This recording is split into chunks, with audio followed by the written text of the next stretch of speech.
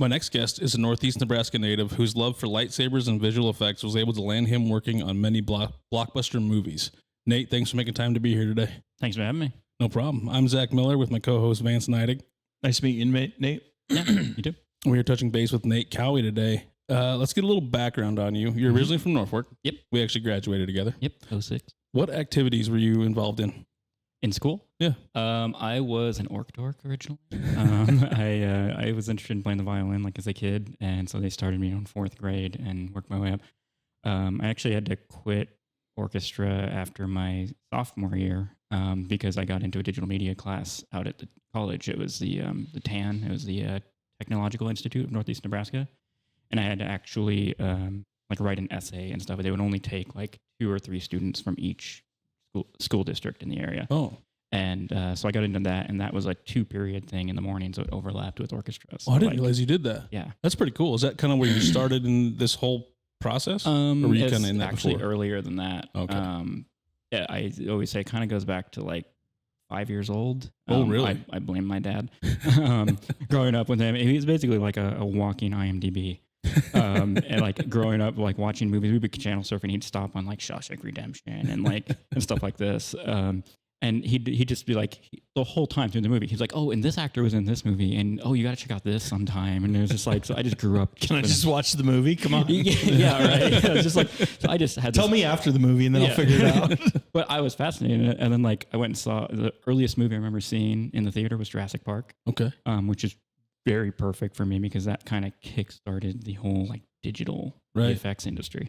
And then I watched the behind the scenes that had James Earl Jones, which is a great documentary.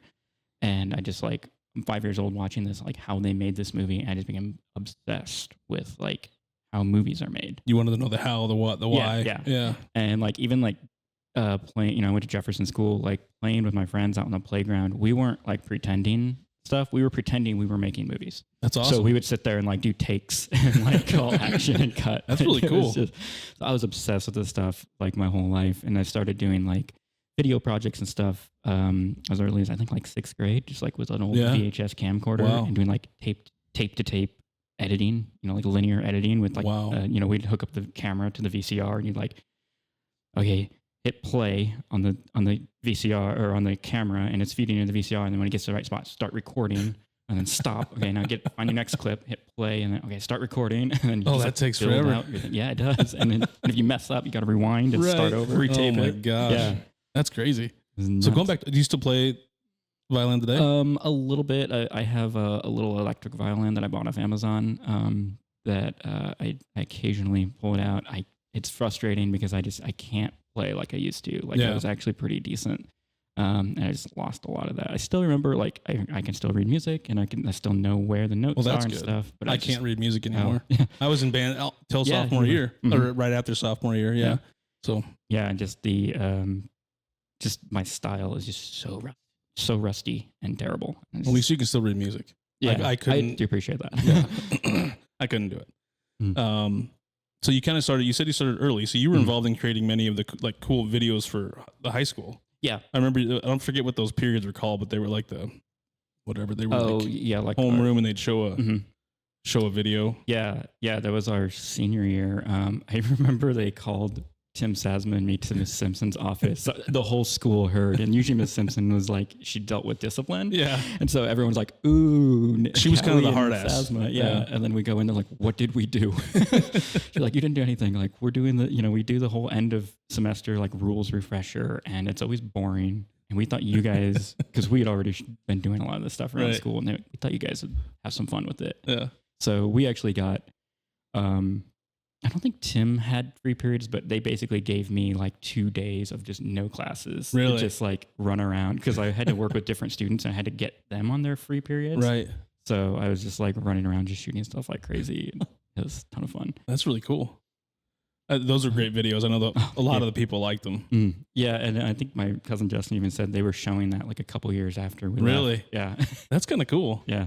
You left your mark on the school. Yeah, I doubt anyone there has seen it though. It's been and a now, while. yeah. They should still show it again. The rules have probably changed, but yeah, it was pretty cool stuff because you guys involved the lightsaber stuff in that too. Oh yeah, I always found an excuse to put a lightsaber in there. I was like, okay, I'm gonna have a little cameo. Is Star Wars like your favorite movie? Or I genre? wouldn't say, kind of. My brother and I, kind of between, after the prequels, before they made the new ones, my brother and I used to joke that we like the idea of Star Wars. There you go. And so, like, obsessed with lightsabers. I think it's one of the coolest sci-fi weapons of all time. Yeah. And it's a relatively simple thing to do. Right. You want me to get into that? We will in a little bit for sure. Yeah. Going back to that digital media class. So I took the one at the high school. Oh, really? Because I forget Mrs. Mueller taught that one, and that kind of I think we were using like Windows Movie Maker to make those movies. I think Chris Bealers was in the class with me. One, yeah.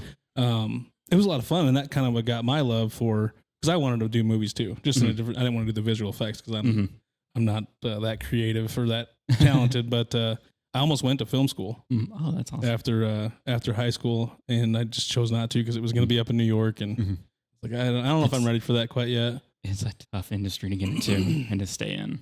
Yeah, and I've come to find that out, but that's why we're doing this now. Did you guys do any like drama stuff in high school? I wasn't. I was like friends with a lot of the drama kids, but I personally, like, I'm not. I don't know if you helped with like on the one acts or the school plays or anything like that on the tech side of it. No, I'm surprised I wasn't. Like in retrospect, like it would have made sense. I was surprised more, you weren't asked to do. Right? It, Yeah. you know what I mean? Right. Because like I hung out with like Josh Raji and like a lot of these drama kids. Right. But I was more like an orchestra, and then I went into like the art classes at Fonder. She was an awesome teacher. Right, like my art skills like really elevated under her. And that's then, awesome. Like metals class, I think were you in Rosenbaum's class with me? Okay. Yeah, I took like metals 1 and metals 2, and basically just made lightsabers on the lathe. That's awesome. I wanted to do the movie stuff, but I didn't want anything to do with the production of it. I did one acts and school plays and stuff like that. I wanted to be in the acting side of it, not the other side of it. So, I was more fascinated by the production than the acting side of it. Yeah. I wanted to write. I started writing scripts and I loved figuring out camera angles that's and crazy. Different things like that. I liked the pressure of the people in front of me. I enjoyed that. I always speech, drama, acting, stuff like that. I just loved the nervous system. Like, got to do it now. Like, let's go figure it out. That. Yeah, that's why I like that. I thrive under like high pressure, like the pressures of deadlines and stuff. I'm ADHD, so I'm like, I procrastinate like crazy. And so like, but it gets down to like the wire and you go, okay, I only have this much time left. Let's do it. Right. I'm kind of like that too, where it's like, oh, well, I got to get it done. We can get it done in a few hours. It's like, I could have done that a long time ago. Right. But, yeah. You find out it only took you an hour. Right. Yeah. So you've also done like many other projects besides those ones on your own. You got the Alex versus Nate 1 and 2, and a few others. I forget what the other one was called. The Duel of the Dorks. The Duel of the Dorks. Big one. And then wasn't there a Sisters Quarrel? Yes, our recent one. We did Brothers Quarrel first. Oh, did you? My younger brother and I. He had been involved in like all of our saber duels in one capacity or another, and we looked at each other one day and we were like, we've never fought. And it was slight tangent here, but like there's this ongoing yearly competition online. It started out as called the Lightsaber Choreography Competition. And it's now called Saber Comp. And I actually run the website for that, and I've helped like administer it for the past 10 years. We just had our 20th anniversary 2 years ago. That's awesome. It's nuts. So it's like every year, just people from all around the world just make lightsaber duels and like go That's awesome. and compete against each other. And so like my brother and I were like, it was in 2015. We're like, it was down to the wire. We're like, I wonder if we could make one in 2 weeks. And so we did the entire thing, like shot. We didn't choreograph it because we were like so in tune with each other with like just like sparring and stuff that we just like, okay, we're just going to get shots, like a lot of coverage and just kind of like spar and kind of try to hit the same beats, and we'll see if we can find it in the edit. And so we did that, and then we like cut it together, and we came back the next weekend and finished, like grabbed like inserts and stuff. And then over the next week, we did all the VFX, we did all the sound effects, and I had my guy who did the music for Alex vs. Nate 2, Duel of the Dorks, Brothers Quarrel, and Sisters Quarrel. He was like, yeah, I'll write a score for you in like 3 days. That's awesome. So we did the entire thing in 15 days, and then that was the year that we actually won. Wow. We're like, that's oh, okay, awesome. so Maybe it's minimal better effort. if you do it. Yeah. Yeah. Don't overthink it and just put it out there. Mm-hmm. So what is that like for you compared to doing like the big blockbuster stuff, doing your own thing, doing the whole production? It's very like creatively liberating and freeing. Like you get to do whatever you want. You're not like answering to clients. When you're on a big blockbuster stuff like that, you're just getting notes, and sometimes very like menial notes, and you're making little adjustments here, little adjustments there, and eventually a shot might get to the point where you're like, I think this is great, but they're pushing me in a direction I don't want to go in, but you kind of just have to because that's your job. Whereas like when you're doing your own thing, you get to decide like, this is a shot, this is what I want it to look like, this is good enough. You can also like decide like, I don't want to mess with this little detail over here because I don't care about that. I don't think anyone's going to notice that, and so you can make more executive decisions on your own. That's awesome. What is the production time on like an Alex versus Nate? 'Cause that's what, 10 minutes? AVN 2 was, I think that was kind of short. It was like 4 or 5 minutes. Okay. Sister Squirrel, I think, is about 5 minutes. Duel of the Dorks is our longest one. That's like 8 minutes. That's you and Tim, right? Yeah. Yeah. In the movie theater? Mm-hmm. Okay, that's the one I want. Okay, that was the longest. Yeah, okay. Yeah, we had a lot of trouble with that one because we had a time limit that year. And then we had to like keep going back and like recutting and like finding things to trim out. And we had to like reshoot a bunch of stuff because we kept going over the time limit because it was like such a big, long, like sprawling thing that goes through different locations. You couldn't easily like cut to different things. But we found little moments where like, oh, we do a twirl here. Well, if you cut the twirl out, those two moves from these two shots still match. So we were finding little bits like that throughout. But yeah, our production time like changes on them. Like Duel of the Dorks was like 3 months off and on, like shooting, editing. To do an 8-minute video. Yeah. I just want to show the listeners like it takes time. Yeah. Sister Squirrel is our longest one. Like Alex vs. Nate 2, I think was like 6 weeks of post. We shot that in 2 nights. And then those are 2 like 8-hour nights of shooting. So like we were exhausted. Right. And that garage was like 100 degrees at night. It looked like it was like an oven. Like Alex is like drenched in sweat. I watched the behind the scenes. Yeah, that's real. But then like, yeah, Sister Squirrel took us the longest. Like we initially had like a little, to make the deadline, we had about 6 weeks of post. And we had to like, we couldn't do the fire and stuff because we just didn't have time to do that. To complete everything and to do all the fire and get everything nice the way I wanted it was about 6 months of work. And then it took me like another 6 months to do the VFX breakdown. Jesus. So that one's been like just on my plate, just like present in my life for like 2.5 years now. That's crazy. I just can't believe it. I mean, I know it takes a lot, but just the time it takes to put together. Yeah. And the teams that do the blockbuster movies, like there's hundreds of people working on those, right? Yeah. And the main difference there is it's like they just got hundreds of people and tons of time and tons of money. So if you have like specialists. So you have like people who only do like 3D modeling and only do texturing. It's like they do their thing to like maximum ability. And then like pass it on to the next person. On to the next person. They do their little bit. Gotcha. So. Have you made any money from the ones that you've done on your own? I used to be a YouTube partner. So I made a little ad revenue on the side. It was like $30 a month for a while. And then the year before, they changed the requirements and didn't grandfather me in. So I'm no longer partner status. Gotcha. I just wondered because you're kind of doing those just for the fun of it. Yeah. Or for the love of what you do. Yeah. That's really cool. Is there any of those? Because I don't know. Do you plan to do any more? Yes. It was actually Sister Squirrel. It was our first one in about 7 or 8 years. I think Brother Squirrel was the last one we did. That just like reignited this love of doing lightsaber stuff. And that was the first time, like when I did Brother Squirrel, I wasn't a working compositor in the industry. I was taking a break from VFX. And then when we did Sister Squirrel, I had 7 or 8 years of professional compositing experience under my belt. So suddenly I was like, oh, I know how to do this correctly. Like I know how to do the color space correctly and how to do everything the way you would do to a standard of like Lucasfilm or something. So yeah. Made things just a little different. Yeah, it just made, I was much more proud of the work, that the actual like VFX work. And you probably got faster at it too with that time. To an extent, yeah. I'm faster at certain things, but because I'm more of a perfectionist now, it in the grand scheme takes me longer because there's so much more I'm putting into shots. It's not just like glowing stick and you're done. It's like I'm doing all these little, glints off the sabers and lens flares and paint work and stuff. It's like insane. Did you see it did it make you look down upon your previous stuff or give you a better appreciation of your previous stuff because you did it without the experience, or the other way where you're like, I miss this?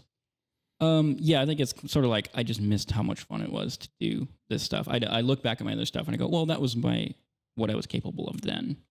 And I've always pushed myself too. Like every time I did a project, I would be doing something in it that I didn't know how to do. Like I would set out, like each project I do, I set out to like create a shot somewhere in there where I'm like, I don't know how to do this right now, but we'll figure it out.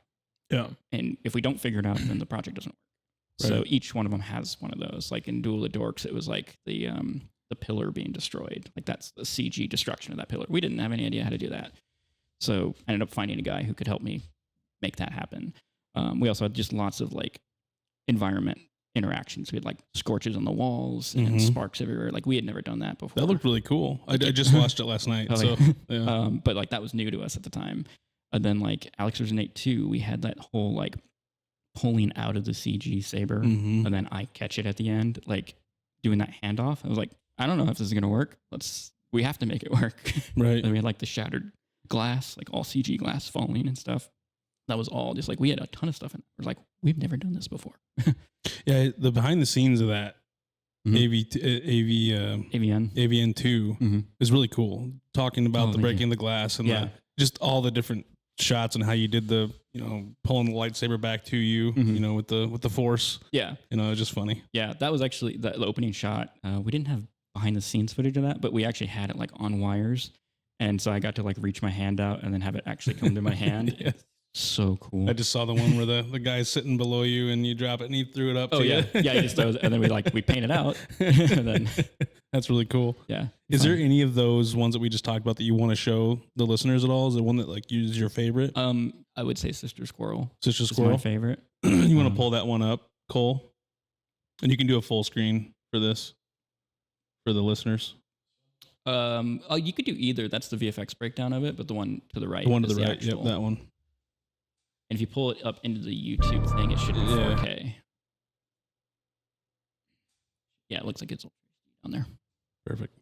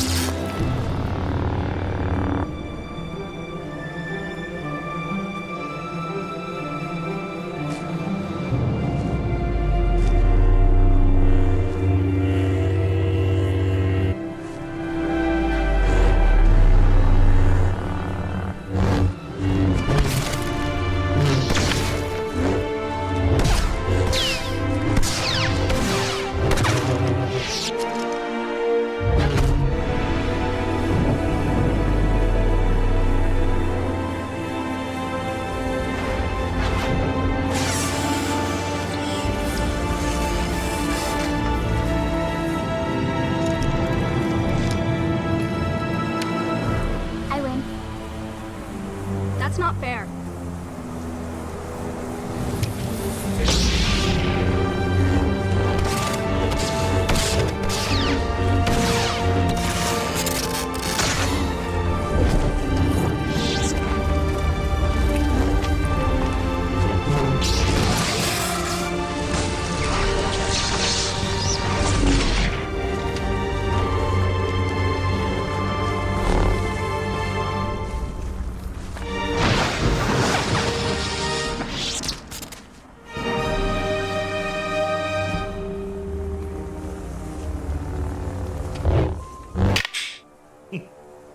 What are you doing?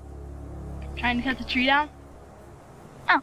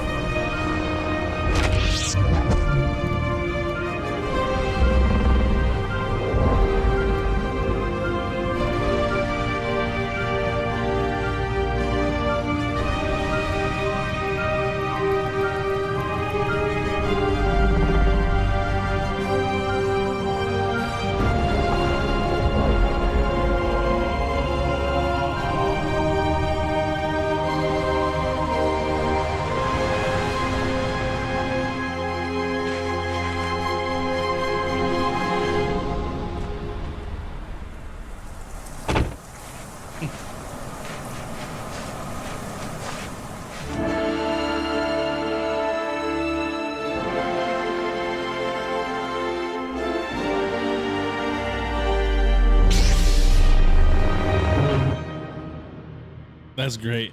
I love the contrast you did. There's a post-credit scene, by the way. Oh, is there? Okay, we'll wait. A few things of credits. We're trying to get the credits shorter and shorter on these things. Yeah, I'm sure. That's okay.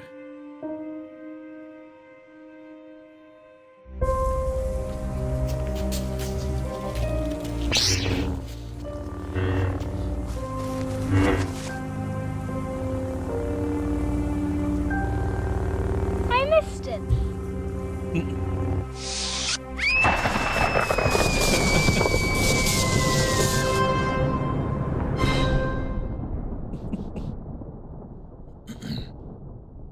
Have our little promise. For the next one. Is that it? Yeah, I don't know if Okay. you want to ask a question, I guess. Well, I was gonna say I love the. That's almost like you were talking about when you guys were doing stuff on the playground, Mhm. where you had the contrast of color when it was play, Yeah. and then when the lightsabers came on, it was a whole Yeah. vibrant scene. Yeah, I yeah. like that a lot. Yeah, we wanted to play off that, and that was the idea in Duel of the Dorks as well. Like the whole thing is in the imaginations of Tim and me, and so like Lee comes in at the end and was like, "What do you guys do?" So we've just been like playing off of that. We wanted to play with that more because we wanted specifically to bring them into that universe because we want to combine it all later. We want to do our own like Avengers sort of thing. Yeah. Yeah, I was gonna say, do you want me to talk a little bit about my job as a compositor so that I can better explain what I was doing? In Yeah, that, well, or- we were going to get into that, you but wanna if get you want to just, we can skip around. So Mhm. let's go right to that if you want to. I was going to say you have a lot of different credits through all Mhm. of what you've done. Can you kind of explain some of the contrasts and differences between some of them, and then you can kind of go into and explain Sure. what we just watched? Yeah. So at the moment, my job is a compositor, and that is it's the role in visual effects. It's the end of the pipeline. It's the artist who basically takes all of the pieces. We take like the background footage, the plate photography that they film, the live action footage. We might take CG renders that they have. We might take like stock elements like fire, smoke, sparks. We might take generated things like they might actually simulate fire and smoke in CG. We'll take all of those elements and we put them all together. Like we layer them together and make it look like it's been photographed all at once. So it's a lot of like color correction to make sure elements match each other. It's a lot of paint work, and it's a lot of what's called rotoscoping, which is what I used to do, what I started off doing. And rotoscoping is actually kind of the core of a lightsaber effect, where like for a lightsaber in particular, what you could do is you go in and you draw a shape over the blade. Like you'll be filming with like sticks or something. You draw a shape over that, and then you'll go through and you'll animate it for each frame. And you'll be like, okay, now it's here. And the next frame, now it's here. So you have to go frame. Sometimes, yeah. And you can like jump forward. You can jump like 10 frames later and then adjust it, and then it'll like animate between, but it might not be accurate. So you have to go back and make little adjustments. And so I learned how to do that with lightsabers early on, and came to find, I would find situations where it's like, oh, you have like an arm that goes in front of the saber. So I'd have to like draw another shape on the arm to cut out over top of the lightsaber. And over time, I got to do more and more complicated things like that because I started going, oh, well, you can use that then to put other things behind people. You can put like a spark element behind somebody, or you can put like a CG thing behind somebody. I was like, oh, okay, that's how you do it. You cut people out and you put them on top. And then I come to learn that that's a whole discipline. The whole job is rotoscope artists. And I started getting kind of good at that. So I went, I bet I could get paid to do this eventually. Like if I just really concentrate on doing this well. And so I just went crazy to like learn how to do it. And I like, got the software and I just read the manual. And it was just like, okay, try, read something in the manual, try this. Read something in the manual, try this. I became like kind of an expert in the software fairly quickly. And then slowly started getting paid to do, roto stuff. And I did that. So that actually was perfect timing for right around the time when 3D movies started becoming huge. And they started doing like 3D conversions. So they would take a 2D movie and convert it to 3D. Mm-hmm. And it turned out the way to do that is the most manual way you can imagine, which is you go through and you roto everything. Really? You roto. So if you've got this shot of us here, you would roto like these mic stands, and you would roto each one of us individually, the chairs behind us, like everything that is at a different depth has to be cut out throughout the shot by somebody. Wow. And I was like getting those skills right in the perfect time. So that got me working on the big movies like Harry Potter and the early Marvel films and stuff, because those were all being converted to 3D at the time. So it was just like perfect timing there to get into the industry. Wow, that's really cool. Do you want to explain some of what the shots were? Yeah. So obviously, like I mentioned before, I've been working as a compositor now for 8 or 9 years. And so when we set out to do Sisters Quarrel, I came at it from a compositor standpoint. And so I knew tons of tricks and things you can do, like just crazy things that like most people making these type of tools don't think about. They're just like, no, that's too hard. I'm used to doing it the hard way. So like that's what you do in Hollywood stuff. You do it the most hard way because that's what gets you the best results. Yeah. And so we were doing stuff like, oh, we need the lightsaber those are my nieces, by the way. Karina and Syra. They did a great job. Oh yeah. I was really happy with they were so into it. And Syra, the younger one with the purple saber, she's actually very quiet and reserved. She ended up getting really into it. And like, she was like just giving the best performance. But we had moments where like, okay, Syra's reaching out. She needs the lightsaber to come to her. How do we do that? And I was like, well, what we need is the lightsaber moving through the shot, because it's a shiny lightsaber. It would get all these reflections and stuff. So I was like, well, all we care about is the lightsaber. I know how to like take 2 shots that are close enough and make them match. So I told my brother, Jeffrey, I was like, I want you to just take the lightsaber and just hold it toward the camera, and I'll just film you walking it to her. And then I'll cut out the lightsaber and I'll retime it so that it matches. And so that's that shot where you see it just like whoosh, going up to her. Yeah. It's my brother just like puppeting the thing. That's really cool. Yeah. And we did that everywhere. Like at the end, they're doing the Force tug of war. All of those shots has my brother in between, just like holding the bottom of it, just kind of wiggling it around a little bit. So you get a shot of the girls, you get a shot of my brother kind of wiggling the saber, you cut out the saber and just stick it in there, and there you go, you have a floating lightsaber. And it's like, you see all the little bits of the lightsaber shaking, you see the reflections moving around. Yeah. It's much better than taking like, say, just like a cutout of the lightsaber and animating it digitally, because you wouldn't get all those little like highlight movements and stuff. So which you can kind of see that, and so even some movies you'll see stuff like that. Yeah, you can kind of. Well, that's clearly fake. Yeah, you can kind of tell when it's 2D like that. You can just tell that that's what was done. Yeah. In this case, it was a 2D thing. We were just taking 2 2D images and putting them together, but in that one 2D image, you have actual 3-dimensional movement. Right. You have your real surroundings in there too. Yeah, it's reflecting the actual environment. So it's looking exactly what it should look like in there. We're just getting the bits we need and putting it together later. Was that the first time you'd done the lightning out of the hands? No, we had done that in both Alex versus Nate. Okay, that's what I thought. So okay, that's what I thought. That's really cool. Yeah, that's actually something like every time I do it, I end up doing it like so quickly at the end, and I'm like not real happy with it. But then everybody looks at it and goes, "Best lightning I've seen." I'm like, really? That's good. I'm like, I didn't think it was that great. The fire was really cool. Oh, thank you.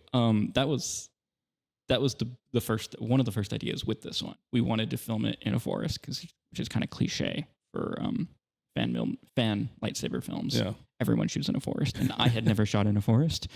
I never want to do it again because the lighting is just horrible, probably impossible to keep track. It's just it's so inconsistent.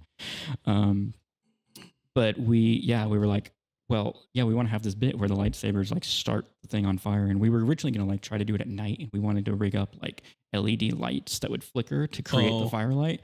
And then my older brother was like, you don't want to be out there at night. You're going to get eaten up by bugs. I was like, okay, we'll do it in the day.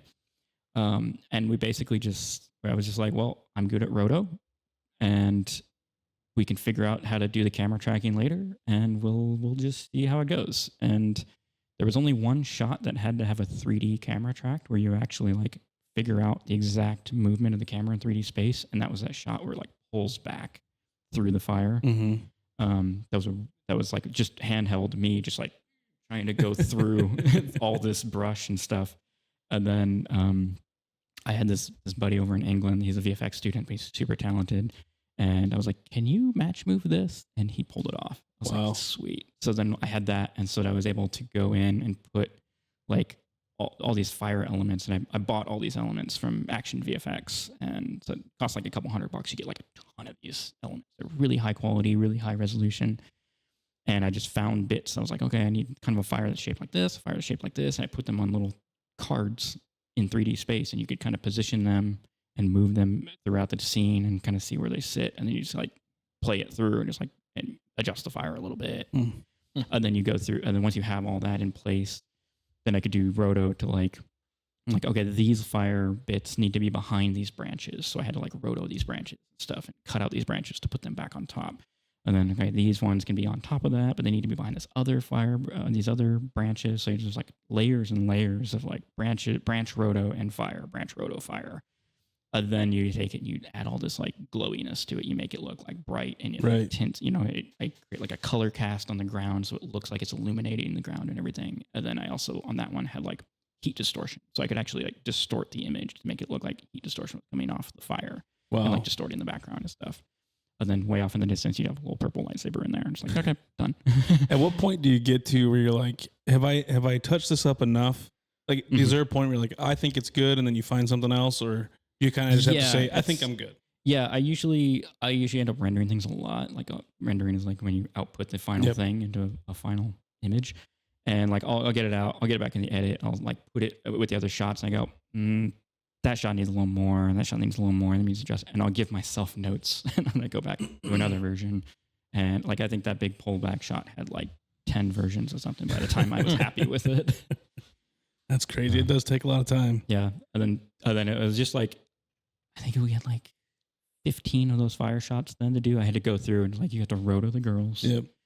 Which just takes so much work because like, they've got hair and stuff, and like hair is not fun to deal with roto. And then like Syra had these little, the little strings off of her sweatshirt that were just like whipping around, and those whip in front of the fire. You got to trace around that. And it was just very meticulous work. But like I started getting like a template going. I go, okay, I need like a couple fire elements, some smoke elements, and then some embers fire. And I would kind of just bring in those same ones.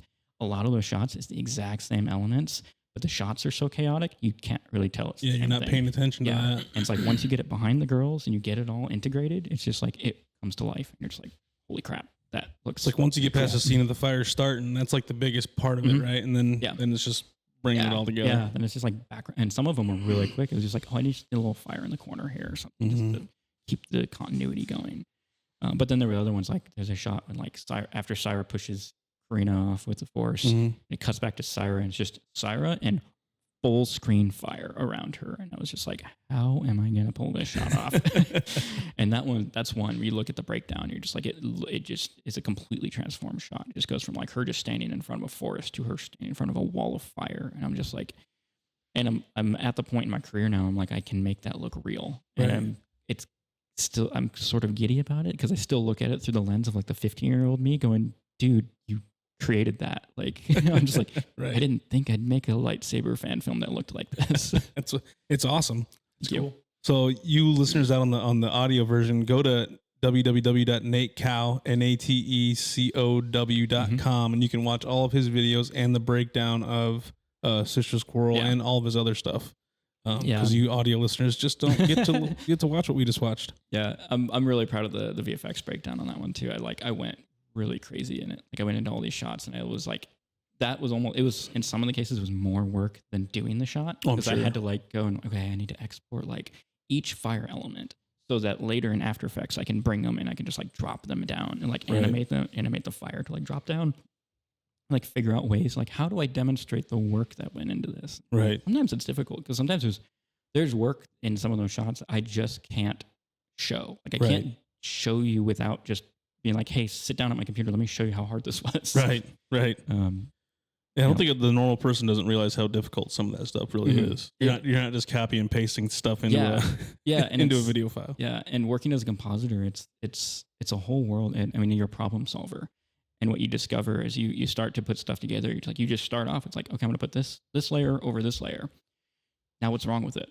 And then you find there's 10 things wrong that you're like, oh, okay, I got to take this thing into account. You're like, and when you're doing like really complex layering stuff, like there's a shot in my demo reel from Legends of Tomorrow where the guy picks up the little, like a little tentacle guy. He's like a really cute CG character, but the tentacles and stuff are like wrapped around this guy's hands.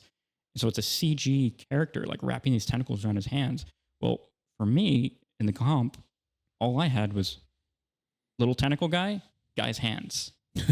How do I make it look like it's both behind and in front of his finger, like wrapping around his finger, then getting the shadows and stuff on that? And it's this huge like layering puzzle you got to put together. Right. And sometimes you're just in there, just frame by frame, just tweaking little things, just like nudging things this way and that way, and it gets really, really intricate. You gotta have a lot of patience. Yeah, I don't know if I have the patience to go that far into do that. Yeah, frame by frame type of stuff. Yeah, roto for sure is a very like tedious and menial job, but I just kind of have the right attitude for it, and like I get I put on podcasts and I put on like audiobooks and stuff. I just kind of get into the zone and do it, and luckily I can also do that when I'm like compositing as well. So it's not it is like problem solving, and it can sometimes get into like programming and stuff, but for the most part I can like pretty much zone out and do stuff visually. That's awesome. Nice. So your first project was in 2007, right? Yeah, would that be, I think 525. You pull up his my IMDb. I had it up there, yeah. My dad is like very psyched that I have an IMDb. I think he like shows it off to people. That's pretty cool. Do go all the way down, all the way down. There you go. What is it? Oh, Reprisal. Oh yeah, so that was a project that I worked with a guy named Joe Wilka. So we worked together on a Star Wars fan film. It was actually kind of an overall fan film called Movie Spoof. Mm-hmm. He did like a trilogy of them, and I worked on the second two. And Sister's Quarrel is actually kind of a callback to that because we did people fighting in front of fire. Movie Spoof 3. Nice. Back in like 2005, 2006. This was like end of high school I was doing this. Okay. And that was when I was first learning how to roto. And I was like, okay, I can roto these people. And it's so janky looking compared to Sister's Quarrel. But like we did it. And I learned a lot on those films. But like he went off to film school out in LA and stuff. And so he was doing films. And so he would kind of keep calling me back and like, you need to help me do like muzzle flashes or something or something. Yeah, sure.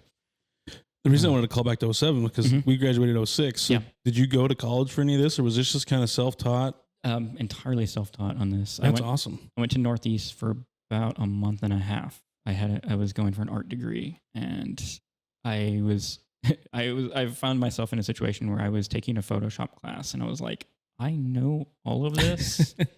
And I actually at one point had to email the teacher. I'm like, this is going to sound hilarious, but I can't come into class tonight because I got called into work to do a bunch of Photoshop work. So yeah. I do kind of regret not finishing that degree because I think I would have really developed my fine art skills. Yeah. But so where's the time frame of you going to LA? Yeah, so there was kind of a lot between there. So let's not, I don't want to skip it. So you go through, let's get us from high school to LA. Yeah. Okay. So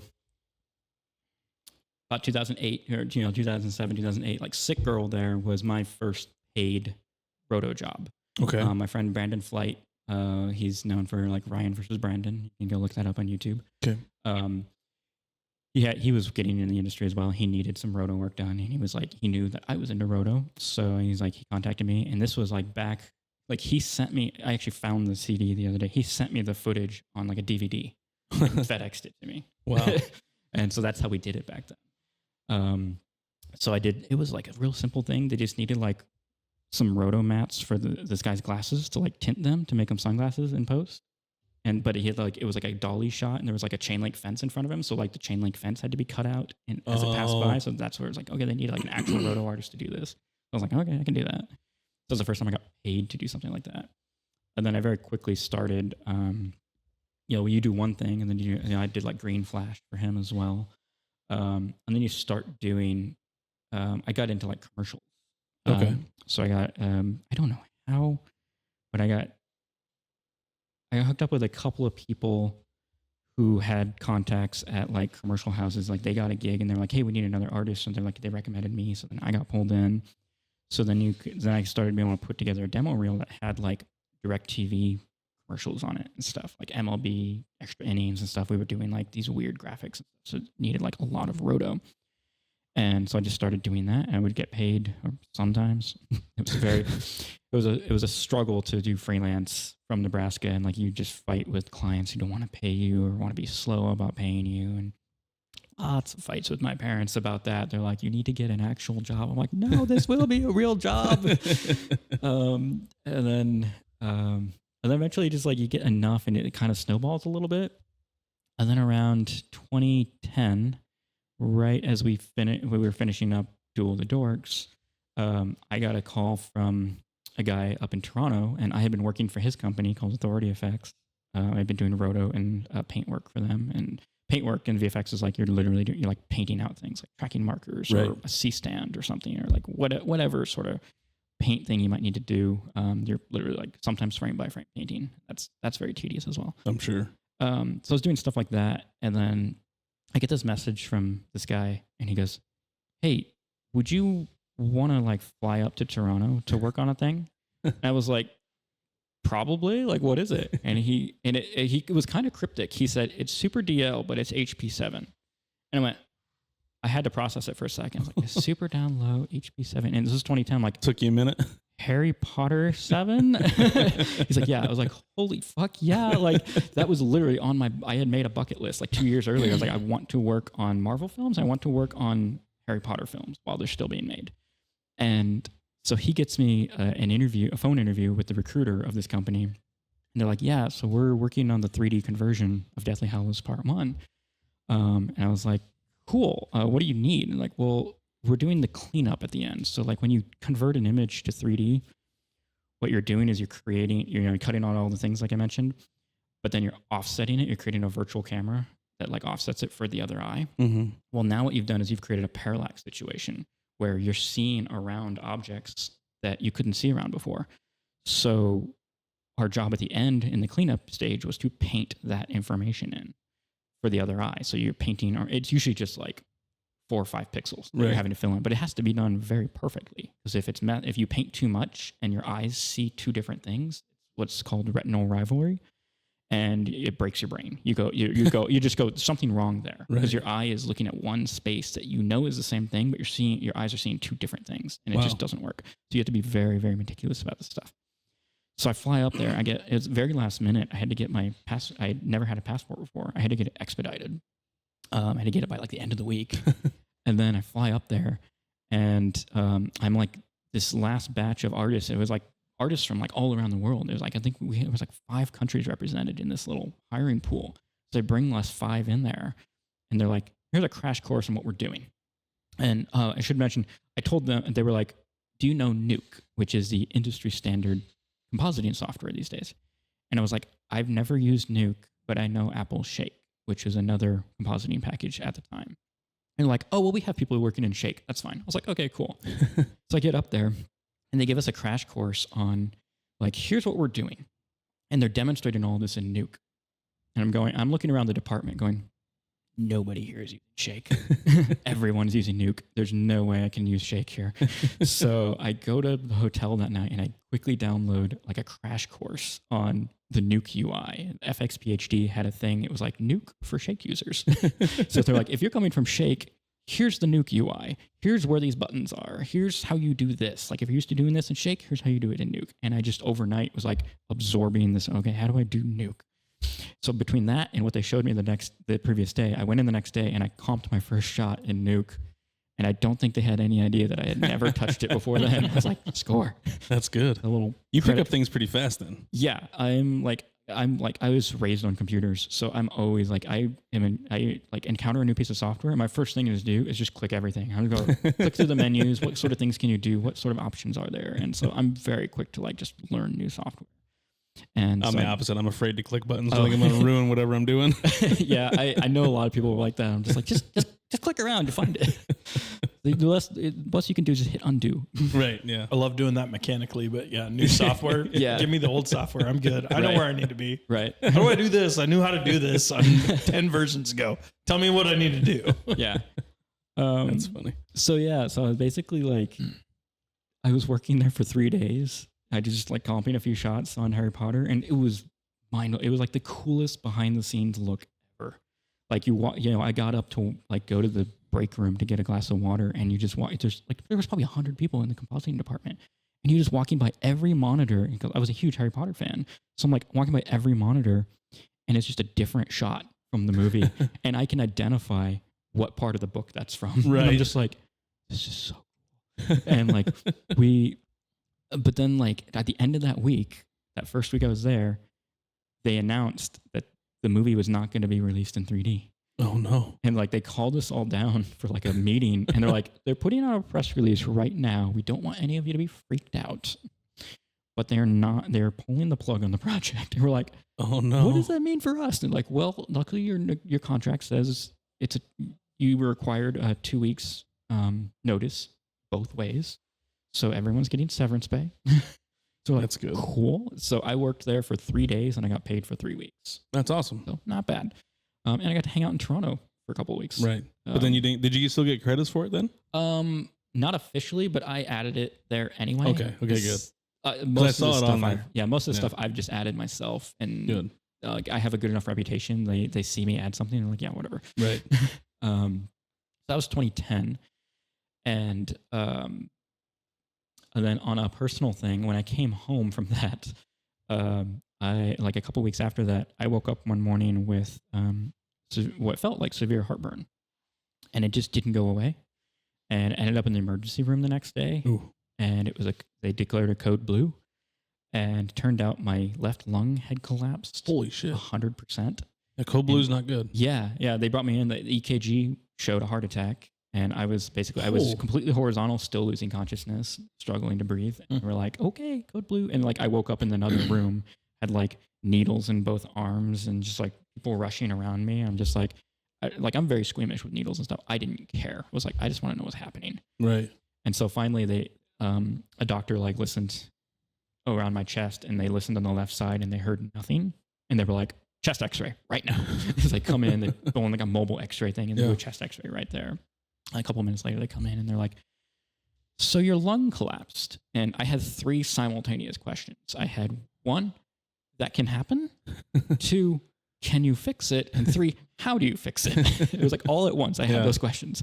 And they're like, yeah, so what we'll do is we will stick a chest tube between your ribs, and we will slowly pull the air out of it with suction. You'll be here for a couple of days. I was like, oh, okay. So I was like, so when are you going to do that? Right now. I was like, oh, okay. And so they come in and they like numb me up with lidocaine. And again, I'm squeamish. At this point, I'm like morbidly curious. I'm like, this is kind of fascinating. And so I watched them like make the incision, and they stuck in, and then like it's a chest tube. Like in my memory, it was the size of my thumb, like in thickness. I think in retrospect, it was like not even as thick as my pinky. Yeah, it's about a finger. Yeah. Yeah, but it's going in, and like I immediately lost my breath, and I'm like having a coughing fit, but I can't catch my breath. But I'm like, well, I'm in the ER. If I lose consciousness, you're good. Yeah. So I slowly start getting sips of air, and they're like, that's normal. So they pump me full of morphine and roll me to a room. But then over the next couple of days, like they would take me off the suction, and then like they would do chest x-rays twice a day to check my progress. And they would they would do a chest x-ray in the morning, take me off suction, do it that night. And they were like, yeah, it's recollapsing. So it's not fixing itself.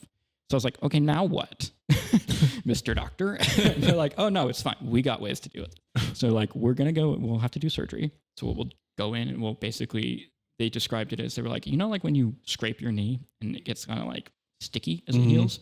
Like, we're going to do that to your lung and your chest wall. It's going to get all sticky, and they'll heal together. Basically kind of like just weld weld your flesh together inside your chest wall. Because I learned a lot about how your lungs work, which is that you have negative pressure inside there. Right. So your diaphragm is what does the work.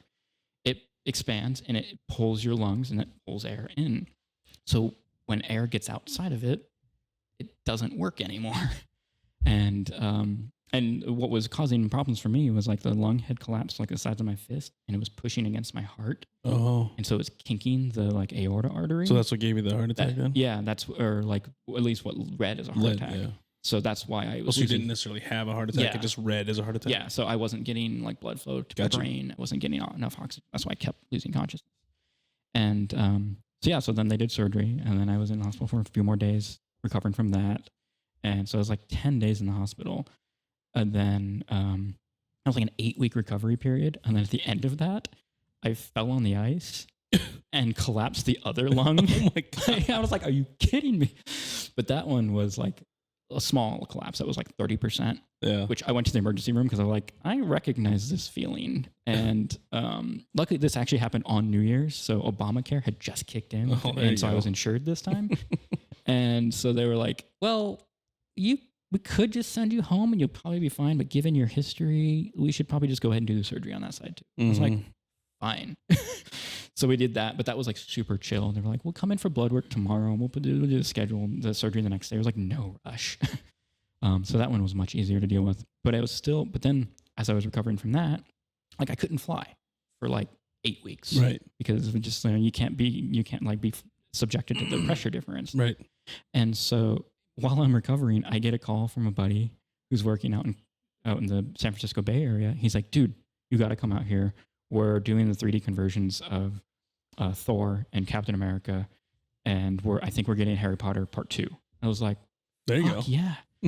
Everything all in one shot. That you wanted. I was like, that sounds awesome. He's like, yeah, if you come out here, we'll make you a lead. So I'd be a lead roto artist. I was like, that sounds awesome.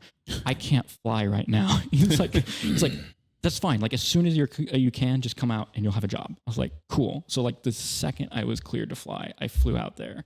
I found like a room on Craigslist that was like a mile away from the studio. And so at first I was just walking to work, and then I had my brother ship my bike out there. So I would just ride my bike back and forth like along the Bay Trail. Like I was right on the bay. It was really cool. And so I worked there for like 4 months, just like crazy hours, like insane overtime, like sleeping under my desk and stuff. It was not healthy, but it was wild. Like just doing 3D conversion on Thor. We did like 499 shots on Thor. Jeez. We did, or no, what was it? It was like 400 shots on Thor. I think we did like 999 shots on Captain America. We were like, can you send us one more? Wow. So that was really cool. And again, it's like you get this like behind the scenes glimpse. You get to see this stuff in production. And it's just cool. So they must not stick with the same people that often, or is it like, how does that go? Yeah, they tend to like, they bid stuff out Gotcha. to companies. So like different companies like bid out on like what they can do. You know, like we can do the work for this much. Someone else goes, we can do the work for this much, and they'll go with the lowest bidder. So we call it the race to the bottom. Right. In VFX.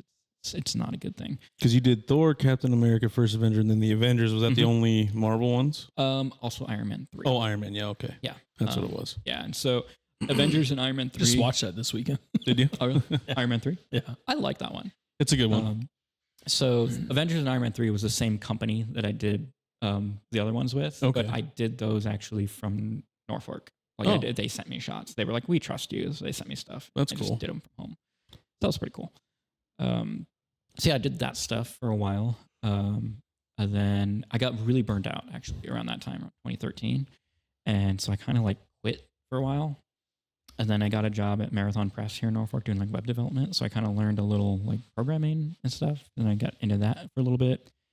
And then one day, so I had a friend, Evan Langley, he would send me stuff just to do on the side, like commercials and stuff like that. At one point, like he sent me like, I worked on some Microsoft Surface commercials, doing like painting out tracking markers. And then he messaged me. He's like, oh, by the way, do you want one? I was like, what do you mean? He's like, yeah, Microsoft sent me 2 of these. Like, I only need one. Do you want the other? I was like, you mean like in lieu of payment? He's like, no, I'll pay you too. Like, just, do you want this? I was like, sure.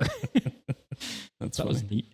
But then he was working at a place and he was fun. One day he was like, hey, we got some roto here. We just sent it to you. He sent it to me and it was footage from Game of Thrones. Oh no. And I was like, he's like, do not tell anybody you're working on this. And so I got to work on Game of Thrones season 5, like just do a few shots. Like trying to think of which season which one did you get to work on? It was toward the end. I worked on a couple of shots. There was like just an overview of like one of the camps, I think. I forgot. That's okay. But like, yeah, it was just like a wide shot and it was really cool. They had like all this stuff built out for real, but then there was like all these like camera cranes and like production tents and stuff. So they had to like paint all of that, put like matte paintings and stuff in there. And so I was like, and then they were adding snow. So all the little people walking through, I had to roto all of them so we could put snow behind them. Oh my gosh. It's meticulous. That's a show I've watched through 3 times. Oh man, I think I probably have too. Yeah. Yeah, so I worked on that, and that kind of gave me the spark again. I was like, it is pretty cool working on. You get to work on stuff like this sometimes. Right. So at the end of 2015, I decided to quit Marathon and go back into VFX. But this time I was like, I'm going to be a compositor this time because you can make way more money doing that. Right. And it's way more interesting because there's a whole host of different things you get to do. It's not just tracing people day in and day out. You get to do blue screen, you get to do CG stuff, you get to So it's different. Yeah, it's just all kinds of, every shot is going to have different problems to solve. So it's just a lot more interesting and it's easier to stay engaged. Mm-hmm. So then start of 2016, I just jump in and I bought myself a copy of Nuke, which is not cheap. I paid the cheapest version of Nuke, which was $4,000. Holy shit. So I did because it was my first time buying Nuke, Mm-hmm. they let me do like a 12-month financing plan on it. So I did that. And then immediately started like doing jobs and stuff. So I was like, okay, this shouldn't be too bad. If I can just get like, one commercial a month, I can pay my bills easily. And then in around that time, this is kind of fitting for right now, I worked on a little short film called Memoir, which should be in there. Check for like 2016. 2016. Oh yeah, there is Memoir. There is. So my buddy Alexander Jeffrey, who is the Alex of Alex vs. Nate. Okay. He's a director these days and producer, and he was directing this short film. And he was like, "Hey, you want to come down to Louisiana and help us shoot this? We need some VFX work on it, some pretty heavy stuff, and I need somebody supervising that on set." I was like, "Yeah, that sounds fun." He's like, "Yeah," and so we cast Kaylee Fleming, who had just been in Star Wars. She had just played young Rey. Okay. In the flashback scene. Yeah. She just rolled off that. I was like, oh, that's cool.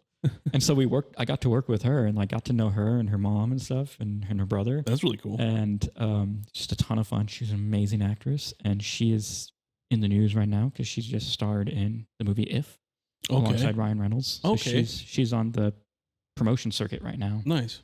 I didn't realize that was her. That was in that. Okay. Yeah. So yeah, it's been really fun watching her career just skyrocket. She was in little movies here and there, and after Memoir, and then she was in Walking Dead. She played Judith Grimes in that, and then she got the movie If. Wow. And so If is just huge for her. She's everywhere. That's awesome. So that was fun. So that was one of my first big projects that I did in Nuke. And I had a buddy of mine who works at ILM helping me on that. So for us stupid people, mm-hmm. I use Adobe to do very, very minimal things. Mm-hmm. Adobe Premiere Pro. Mm-hmm. So tell me the difference between Nuke and what you can do in Adobe. Yeah, so in the Adobe lineup, they also have After Effects. Yeah. Which is kind of it was meant as a motion graphics tool, but it also has been adopted and it can do VFX as well. Okay. So you can do compositing in there. It's layer based, like Photoshop. So what you'll have a layer, a timeline thing, and you can have your bottom shot at the bottom. You can put a shot on top of that, in the layering system, and that will visually be on top of that thing. And then it all renders out at the end. Yeah, and you can put masks, and you can apply effects to that. You can do color correction, blurring, glows, whatever you need to do. And then you render the whole thing out. Yeah. Nuke, on the other hand, is what's called node-based. And a node-based environment is basically a flow chart of actions to complete on your shot. Okay. So you'll start with bringing in your plate, your background plate. You're read in this file. So it's saying, okay, point at this file somewhere on your file system. And now that's your thing. And then you say, okay, I want to color correct it. So you add a color corrector node and you can mess with the color on it and stuff. And then you can have another node over, and you can input this other image. And then what you can do is you can do a merge node. You can be put A over B, but then that merge node can do different operations. And so these operations are all mathematical in their nature. And at the end of the day, what we're doing, I like to joke that I do math with colors. Right. So every image composite is done mathematically. So if you think about the fact that any image is made up of pixels, you've got horizontal and vertical resolution. If you zoom way in and look at those pixels, each pixel has color values. You have the red channel, green channel, blue channel, and alpha channel, which is transparency. So the balance of the amount of red, the amount of green, the amount of blue determines the color of that pixel. And you apply that to every single pixel, you get an image. So then what you do is when you're merging two images together, you can apply math with that. So you can do an add thing. So what it'll do is it'll take those pixel values and it'll add the two together, and the output will be those two values added together. And there's there's different formulas you can do. You can do simple stuff like add, subtract, multiply, divide, and then there's all these fairly specific ones. So average. It's more of a mathematical one. There's like geometric. There's all kinds of weird ones. But like when you're applying like a mat, so when you do roto work, what you're creating is a black and white image, like an outline, like a silhouette of something. And actually, one of the leading software is called Silhouette for roto. So what you'll do is you'll like draw, say like, I need to cut you out of the image. I would draw shapes around you to create a white version of you. And then what you would do is you would multiply that against the footage of you. And so if you think about what happens when you multiply, if white is 1 and black is 0, when you multiply that stuff, you multiply the black against the background, you'll get 0. You'll knock that background down. You multiply 1 against you, you'll get the same value out. So you'll be left with you. So you'll be left with you on black or on transparent. So then we can stick you on top of something else and the background will be gone. So that's kind of cut and dry. I hope that made sense. It did. It seems a little more complicated than what I was thinking, but it also seems like it puts you in a spot where you can flow through and almost walks you through the process. Yeah. So it's like when you're doing it, you're less trying to keep track of like what's the layering. You're kind of keeping track of like what have I done to the image, and what sort of things can I get from somewhere else. So you can branch out of things, and like you can like branch out, blur the image, and then put it back on top of itself, and like add it back on top of it, and it'll create like a kind of ethereal, like glowy look, because you're taking a blurred version of the image and you're overlaying it on top of itself. Gotcha. That's actually how a lightsaber is done. What you'll do is you'll take that black and white mat that you've created for your stick, and you'll blur it a little bit, overlay that back on top of that solid core, and you'll blur it some more, overlay that on top, and you just do that a bunch of times, and you blur it more and more, and you're left with a glow. And then you tint that glow, and so like the white part stays white, and the black part stays black, and all the values in between turn like red or blue or whatever, whatever you want it to do. And then you take that image and you add that back on top of your image, and now you just get a bright colored lightsaber. I've managed to make it way more complicated than that in my own projects, because there's floating point, and there's there's super brights and like negative values and stuff.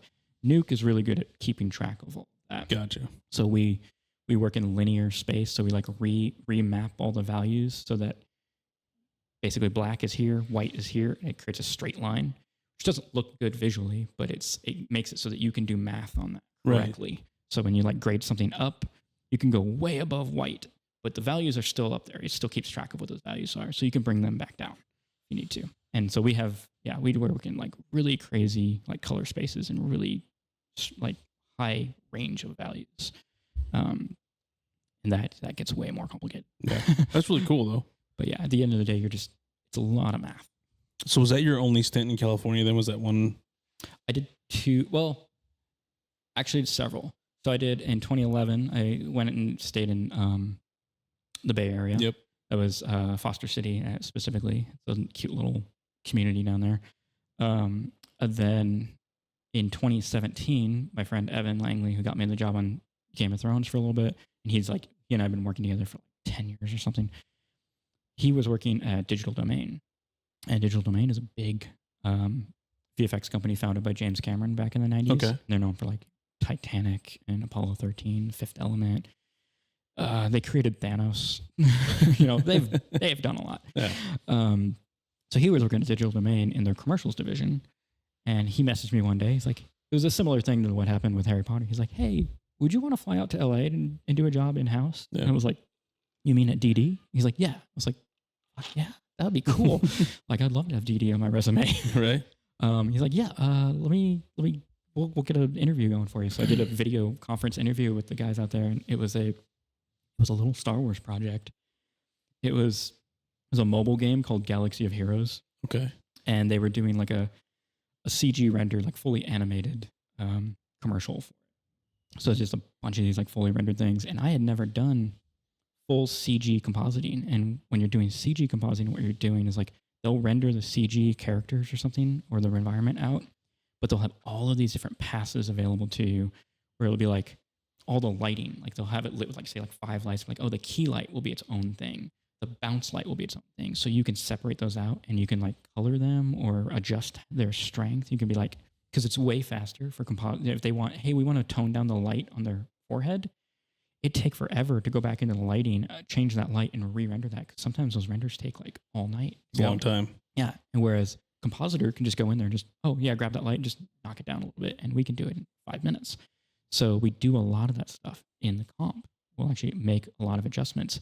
And that's where we're also making things look like it's photographed. Like we'll add little details like grain and like little glows and like glints off of highlights and stuff, and little imperfections, like make it look like it's been shot with a lens and stuff. We do all of that in the comp because it's just faster there. Right. And so I flew out to LA for about 5 weeks to work on that. And I knew a bunch of people out in LA at least. So I was able to like couch surf, and like Uber and Lyft had just hit the market at that time. So I was like getting Lyft rides, and that was when they were like really subsidized. So they were like artificially reducing the prices to get people to use it. Right. So super cheap to like drive, just get Lyft rides everywhere. And like, it was just like exploring restaurants around LA and stuff. It was really cool. I probably didn't spend my money very well though. But then like a few months later goes by, and like I had impressed enough people there, and they wanted me back. They wanted to bring me back for Thor Ragnarok. And unfortunately, it was such a quick project that I knew their pay schedule, and I was like, I wasn't going to get paid until after I came back, and I didn't have any money to like pay for airfare or pay any of my expenses while I was out there. I was like, I'm broke. Like I can't afford to do it. And I was like, can you pay the airfare? And they were like, well, we can give you a pay raise. I was like, that's great, but I can't afford that. So I was like, it's just not going to work this time, guys. I'm sorry. Dang it. That was a good movie. Yeah. Because I remember they were working on it when I was out there before, and like I saw some stuff, and I would have because that would have gotten my foot in the door working on features there, which is what I wanted to do. So that didn't work out. But a few months later went by, and they were like, hey, we got another couple commercials we'd like to bring you out here for. And this was kind of last minute, like right before Christmas. And like I had tickets to The Last Jedi bought for here in Norfolk, and I was like, oh, I'm not going to be here. So I like flew out to LA at the last minute to work on this commercial. And so I bought tickets there.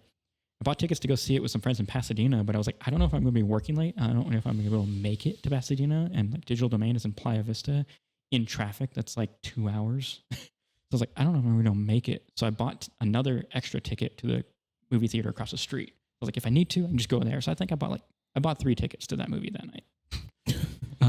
So I worked out there for like a couple weeks, working on this commercial, and then I came back for Christmas for a couple weeks, and I went back out to finish.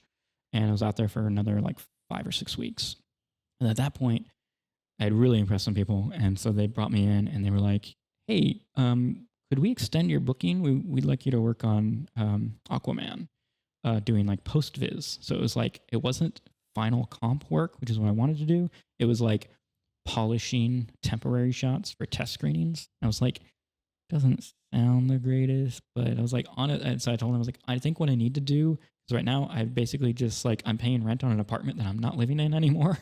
It's like, I need to just go home and get some stuff figured out and move out here. They're like, okay, that's great. Let us know when you get out here.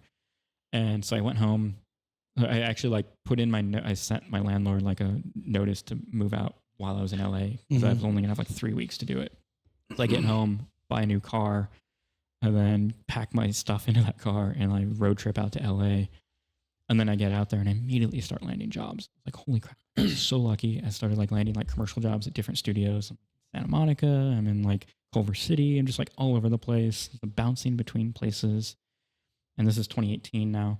And so now I'm living out there, and I ended up finding an apartment with a buddy of mine who I knew online for years. He was looking at moving to LA at the same time. So we found a place together. And so he was trying to do VFX. I was trying to do VFX. And it was pretty cool. We had like a very minimal apartment. We had like bean bags and air mattresses. Like we just throw air mattresses in the same room. We had probably not there very often. Yeah. It was like, we were both like working at studios and stuff. We had like one of those like, like 8 foot long, like folding tables from Target. We had both of our computers crammed on there, both with dual monitors. I don't know how we managed that. And it was like no air conditioning in this place because we were like 2 miles from the water's edge. So it was like generally pretty cool most of the time, but in the summer it got really bad. I'm sure. So then I'm like kind of working, just bouncing around places. And then I finally, I get a job at the Mill, which is a big company that does like commercial work. And at this point, I remember talking to my friend Evan at lunch one day. I was like, I don't know if I was like, I really need to get my demo reel going. And he's like, you probably don't need a demo reel anymore. was like, really? He's like, yeah, you've got digital domain on there like 4 times. That's enough. I was like, okay, that's cool. And that ended up proving to be true for me. Like I ended up easily getting interviews places because I was talking to recruiters and they were like, we're not impressed by somebody who's been to every shop in town, especially if they've only been there once, because that tells me nobody wants to rehire them. Right. Like we look for people who have repeat booking places. I was like, cool. So I went to the mill a couple of times, but I remember, so I worked at the mill, and then Zoic reached out to me. They were the only company I never applied at. They actually cold called me. I don't know how they found my stuff. If they just found me online or somebody recommended me, to this day don't know why I ever got hired there. But they called me and they wanted to schedule an interview, and I was like, I looked at the map and I realized the mill and Zoic were like right around the corner from each other. And I was like, well, I'm starting at the mill on Monday. Could I come over there on my lunch hour? And they're like, yeah, that works. And the whole industry is like, it's so used to just that idea of just people are just freelancing all the time. Right. You're always trying to line up the next thing. Nobody cares if you take your lunch hour to go interview at another job. Right. But I thought it was kind of funny that it was my first day at the mill that I went Right. over and I walked over on my lunch hour. Interview. Yeah, an interview at Zoic. So then Zoic emails me like, I thought it went terribly. Like I didn't think my interview went that well. But then they emailed me like the next day or something. They're like, we'd like to book you as soon as you're done at the mill. I was like, cool. So I went over to Zoic, and that began pretty much a years long process of just, for a while, I was always 2 weeks away from the end of my contract with them. And they would always email me like, we'd like to extend you for another couple of weeks. I was like, cool. Is that common in the industry? Because it seems like yeah, it's fairly common, and that's kind of the norm. Which sucks, right? Yeah, it's rough. The dream is to get staff somewhere, right? Because then you kind of have like some security in your job, right? And so I worked there for like about a year and a half, off and on. I had some breaks and stuff here and there. Just between projects, because I worked on Lucy in the Sky with them. There was a feature film, Natalie Portman, that would have been, if you scroll up, like 2019, I think is when that came out. Yep. So like spring of 2019, I was working on that. That was insane. And I wrapped on that, and I was like, I need a break. So I actually road trip back home to Nebraska. And I was like, I'm going back to Nebraska until somebody calls me back. I was so tired. Like LA is exhausting. It's like just so much traffic and the amount of parking you have to worry about all the time. Busy all the time too. It's just always going, right? Yeah. It's like for me, I was just constantly like this high state of anxiety when I lived out there. Yeah. And didn't care for it too much. And so I was like, I'm going back to Nebraska to just relax for a while. So I get back to Nebraska for like a week, and then Zoe goes, hey, we got a thing for you. And I was like, okay. They're like, when are you going to be back? I'm like, would this day be okay? They're like, yeah. I was like, okay. So 2 more weeks. So I stayed home for like 3 weeks, and then I road trip back out, went back to Zoic, proceeded to, this time they were like booking me for like a couple of months at a time, which was great. I'm like, oh, cool. And then that went until, and I think what happened is they got me there, and they wanted me on, one of the guys I worked with on Lucy in the Sky, he was my comp supervisor. Mm-hmm. I think he was telling me we were getting The Right Stuff. They were doing a new series based on The Right Stuff. And I was a huge fan of the movie growing up. And, I'm a huge space nerd. Lucy in the Sky is a space thing. Yep. The Right Stuff is space stuff. I kind of started specializing in space stuff at Zoic. I even worked on, I don't think I have it on here. I did work a little bit on Space Force. Okay. Because they were working, I wasn't on it, but they were like, they needed some extra help. So I worked like a Sunday and did some shots for them. I think you have that on your website. I saw that somewhere. There's a shot from The Right Stuff. Yeah. The rocket shot where he's like walking up. So I think what was happening was they were just trying to keep me there. They didn't want anyone else to snatch me up until The Right Stuff started. Because at one point I had nothing to do. And I literally sat there and I watched like movies on my iPad with nothing to do while they're while getting paid. Yeah. And I was like, okay, I guess this is what I'm doing. And then, so I'm working on The Right Stuff, and we were like right in the middle of just insane overtime, and it was really hard. We were trying to deliver the first episode, and it was like, I don't know, we're going to do this. And COVID hit.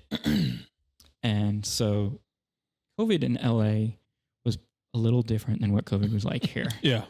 It can't imagine. It hit early and it hit severe. The whole city locked down. I remember we're at the studio and everyone had like the mayor's press conference up on their laptops and stuff. And it's like 5:30 and he's like, we're shutting down the city at 10 o'clock. And we're like, he means 10 o'clock tomorrow, right? No, he means in like 5 hours, they're locking down the city. You cannot be out. And it's like curfew. You can't be out unless you're like going to or from work or something. And it was like, okay, like Zoic was already working to try, they were anticipating this. So we were trying to get their like remote setup figured out for everybody.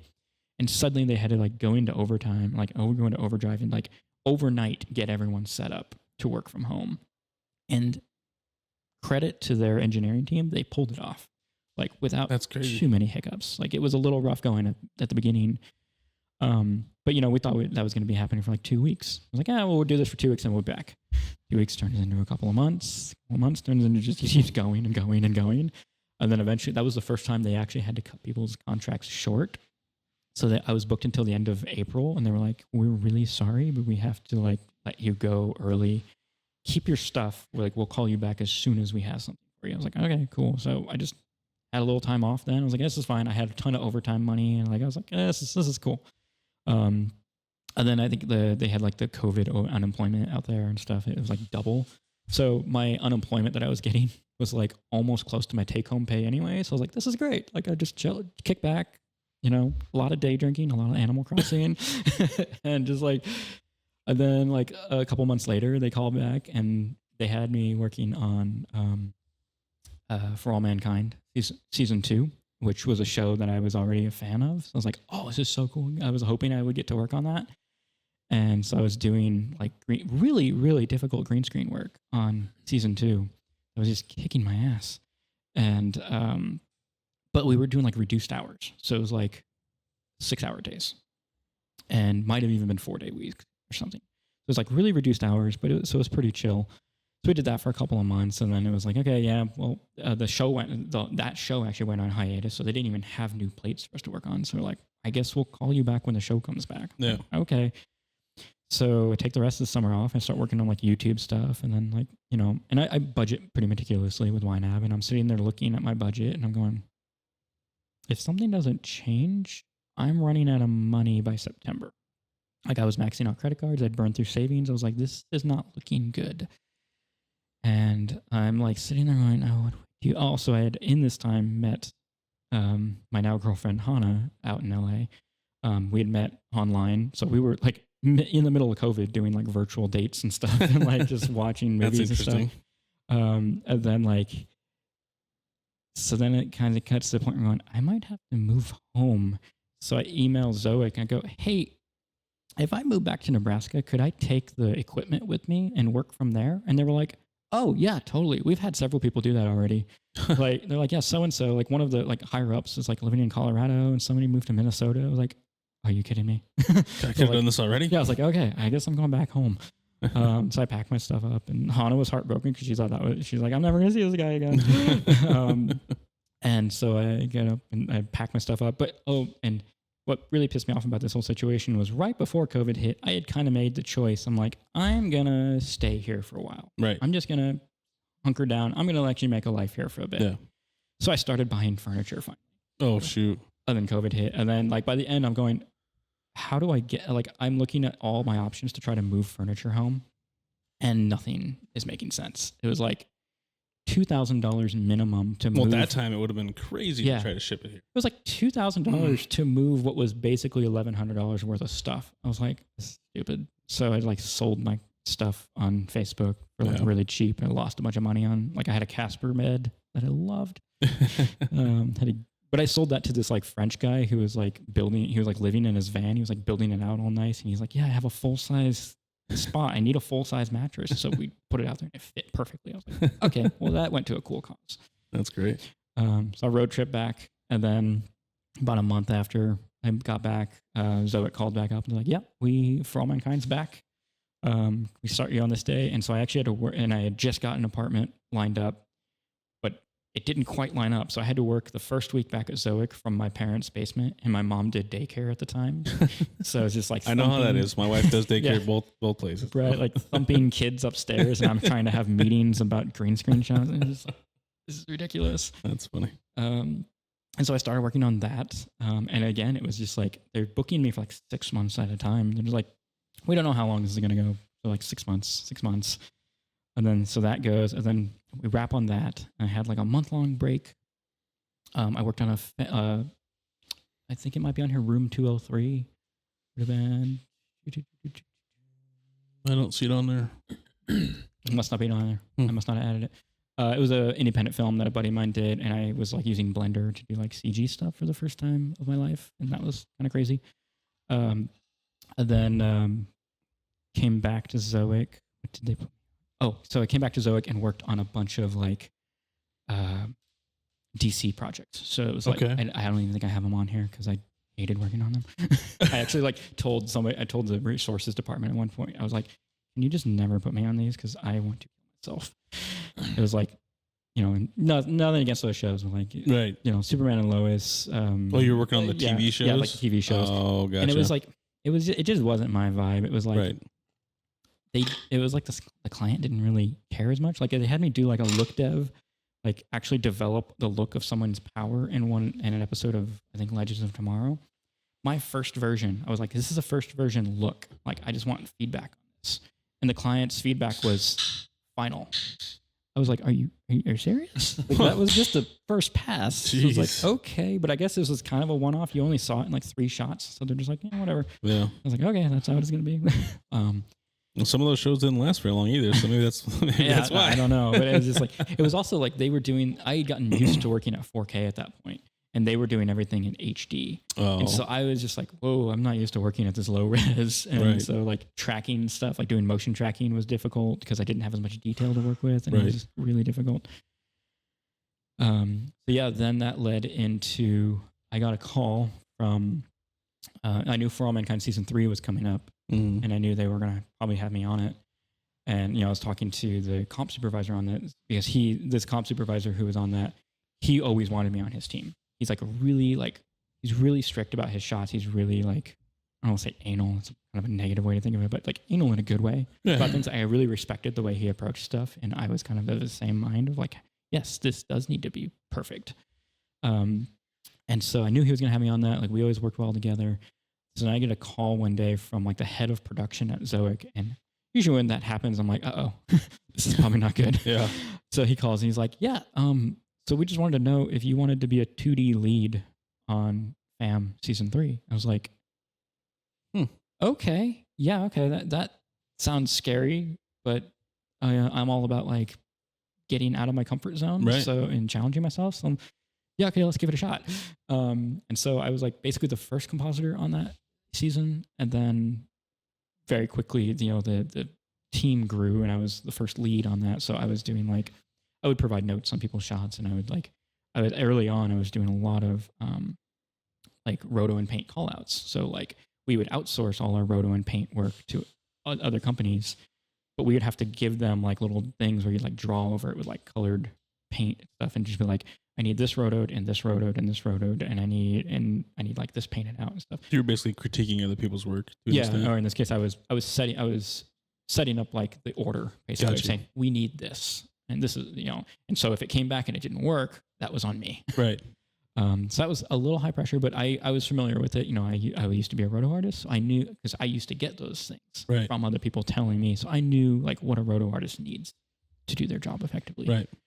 And so that began just this year-long process of working on this show. It was basically a year of my life was working on FAM. And so that was 2021, I think. Yeah. Okay. Summer 2021, I started on that. And they had booked me for like 9 months for the purposes of that show. So was that your longest stint doing something then? Yeah. Yeah. And so at that point, but then by that Christmas, they send me an email and they go, hey, we were just wondering if you would want to convert to staff. And I was like, yes, this is like the dream come true. I'm waiting for this. Yeah. I was like, you're always looking for a staff position. And they're like, we just, we really want to have you around. And they, they offered me, and they're like, here's the benefits that you'll get, paid time off, paid vacation, like vacation, more sick leave than you get as a freelancer, and paid holidays and stuff like that. And usually they would ask people to like take a slight hit in their pay because as a freelancer you tend to charge more because you have to like pay your own stuff all the time. And they're like, we're willing to keep your pay at the same. I was like, well, that's cool. And so I emailed back right before Christmas, like, yes, that would be great. And so they're like, this is the best, like the person in charge of like artists and stuff. She's like, this is the best Christmas news. And so after Christmas, I came back and as a staff compositor. And so then I was working staff on For All Mankind. It was just like, it was really cool. It was just like getting paid holidays and stuff. And also being a lead on that, like just being like so high up in the process and being actually in charge of like the looks of things. Right. Like one of the big things, the major thing that we did on season 3 was the Mars shots. So all the exterior shots, anytime you see the surface of Mars in that show, in that season anyway, was us. That's awesome. And that was all really, really difficult green screen work. I'm sure. It was all shot on a stage. And it was like they had really, really bright hot lights on these astronaut suits against a really darkly lit green screen, which is okay for, you get a lot of contrast then for pulling the mats. But then your edges, we were putting this really bright Mars background behind them. And it just causes so many edge problems. You get these like dark edges around the astronaut stuff. You have to go through and clean up, in some cases by hand. Like you're going in there and just painting it frame by frame. And it's like, and we had the client on that was pretty strict about like, they had really high standards on that. So that's good though. But out of that, what I got was like, and you'll see it on my website, the shot that like pushes over the ledge with all the astronauts lining up. That is like the shot. If you Google that show, that shot will show up everywhere. Really? Yeah. And we'll have to go to that towards the end of the show here. And like if you pull it, so it's an Apple TV Plus show. If you pull it up in the Apple TV app, the main banner for the show is that shot. So it was really something to like work on such an iconic shot. That's really cool. Maybe you can just pull it up now. Let's go to. We go to his. Just go to his. Yep. Yeah, if you click on my homepage and then go. Reel, right? Yeah, home or reel. Okay, to find it. Go home. So that shot. You want to show that to the viewers? Yeah, and if you, this is just a quick loop of just a few. Yeah, it'll just loop through. That's fine. What's is that all from the same? Oh, is that Zoic was, this is all like Zoic projects that I worked on for the most part. Some of these are like the ship there, and then the tugboat being pushed. That's from 1923. Okay. Yeah, there was that little tentacle guy that you were talking about. Yeah, that's such a cool shot. The Mars shot there. Yeah, I was super proud of those shots. The other major thing that I did on that season was I did the look dev on all the visors. So all of the visors that you see in that are digital. Because you have to do the reflection. Mm-hmm. Yeah. And it's got to be reflect Mars, so they don't put any glass there. They're just nothing. And so we had to, I was actually the one to figure out how, so there was CG renders and we treated that in comp in a certain way so we could tell, like we could determine like how much of the reflection shows up. And there was a lot of integration work to do too. You have to do like, there's roto on the top and bottom of their helmets and stuff. And then there's a lot of weird layering that happens when they like turn and stuff like that. And I had to I came up with the setups that we used across the season. So going through all that, do you prefer working on smaller projects or blockbusters?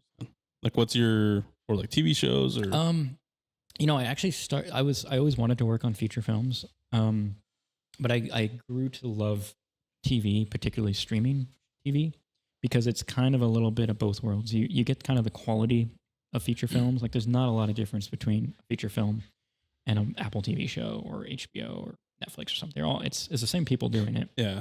And it's the same level of quality for the most part. But with a TV show, you get like a little bit of a sense of accomplishment as you're going, because you get the whole season at once. It's all being produced at once. Yep. And you're kind of, in general, working your way through the season. So you'll kind of work on episode 1. You'll kind of put that to bed as you start working on episode 2 and 3 and whatever. So you're generally working through, and you kind of get the sense of accomplishment. You're kind of like, okay, we got those episodes in the bag, and those are done. Whereas like a movie, you might be working on the same shots for months at a time. Like Lucy in the Sky, I was working on the same shots for 3 months. Wow. Which gets a little exhausting. Are there any misconceptions about your industry at all, about what you do?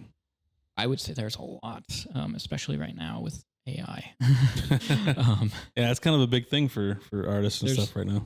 There is there's this tendency there's a kind of a backlash right now of like people don't like CGI and they don't like VFX, or they think they don't like it. They like to say like, oh, there's too much of it in movies and stuff, and that may be objectively true in one sense, but at the same time, there's a lot of stuff you're seeing, and this actually might be to their point, but there's a lot of stuff you're seeing that you're not noticing. Right. Like the invisible effects is bread and butter a lot of times of a lot of companies. It's things you will never notice. It's like, a window is a comp or something. Driving comps are oftentimes blue screen or green screen or something. There's stuff being painted out all over the place. Anytime you see like a screen, like a TV or a phone or something, that's usually added in later. Like my last project at Zoic was Girls on the Bus up there. That's on HBO Max, as they call it now. All I did screen comps, which is usually kind of more like junior level stuff. But I was actually really excited to do something like that because I was like, okay, I'm going to bring my years of just like really high end stuff, all that like that perfectionism to these screen comps, and I'm going to like nail these on version 1. I'm going to show these guys how it's done. That's cool. You can ask another question. I can't remember where I was going. No, you're good. So I saw you did have a video game credit in there, Call of Duty, I think. Yeah, that was another one that I did at Digital Domain. How does that differ from doing the movie stuff to doing something like that? That was similar to the Star Wars thing that I did there. That was all animated, like full CG. So that was just game cinematics, but it's like pre-rendered cinematics. So just cinematic. Yeah. So it's almost like doing a movie, just with no people. Yeah, it's effectively like we treat it the same way as like Digital Domain has a film-centric pipeline. So we just treat it like a film. And it's, they're going through, they're modeling and they're lighting the environments, they're lighting the characters and animating them. They're passing it on to compositors. We're finishing the shots. Mm-hmm. And what was funny is the game developers came in toward the end of that project and they were starstruck for us. They were like, Digital Domain is doing our game cinematics. And we're like, we're working on Call of Duty. Like, this is neat. That's cool. I went and played that game afterward and it was really trippy for me because I'm sitting there like playing against AI and it's these characters that I had gotten to know so well. I'm like, this is weird. That's funny. I was going to go back through. I had a list of all your credits, but you've kind of talked about each of them, I think, I'm pretty sure. And you kind of gave an explanation of each piece of it. Yeah. So I'll probably skip that if that's all right with you. Oh, yeah. You kind of talked about this too, but it's kind of, is it a well-paying part of the industry or is it? Within the without getting into numbers and stuff. I was like, within the industry, compositing is, I would say, pretty average, maybe to a little on the higher end. It depends on your skill level. Like it's got a big range from junior level up to super senior. Which most places are that. Yeah. But then there's other roles like technical directors. They get, I think, paid even more because they're doing more. They're technical, and that's an area that I've considered moving into. Technical directors do more like do more programming, and they're more like building tools that the artists will then use. So like a show will come in and like, we need to do like 100 of this. And the technical director will like, okay, we'll figure out a way to automate that so that you don't have to do it 100 times. Right. You can do it once and filter it through the shots. That's pretty cool. So yeah, and I know definitely, I'm sure producers are making bucks as well. As you go up the chain. Yeah, there's a whole gamut of pay. But especially for like around here, that was one of the great things about moving here. And that was the thing that happened with Zoic is they actually committed to being remote 100%. And they were like, we're just going to be remote. That's how we're going to work, because they actually saw an uptick in productivity when we went remote, which was weird because as artists, I felt like we were slacking more. Like I personally felt like I wasn't getting as much done, but they were like, yeah, overall we're getting more done. I was like, oh, that's interesting. Were you maybe getting more done in a time frame, maybe? Possibly. Maybe if you were in the office, you'd get stopped by a coworker. Yeah, I think so. Maybe in a stint of a couple hours, you were getting more done. Maybe. Yeah, I think it's probably that. Like you could get better blocks of alone time and people not bothering. And also, if you wanted to, you could work off hours too. You could be like, I got to go do some stuff with the family for a while. But I'll come in later tonight, and they're like, yeah, that's cool. Like they didn't care. As long as you were generally available for like meetings and stuff. Right.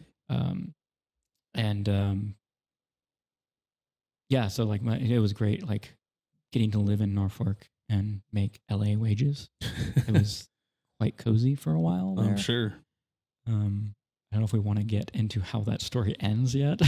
No, it's up to you. You can if you want to. We're kind of getting to the end of my question. So if there's anything you want to add that I didn't really talk about or didn't know, I guess you can throw it in now.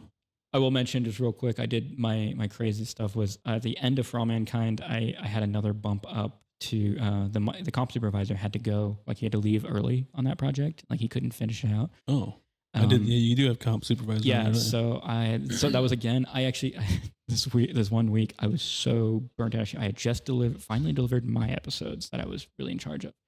And I was helping out on another episode. It was, I don't know if you've seen the show, but it was this crazy sequence. I have not yet. Okay. I do want to watch it, but I have not seen it yet.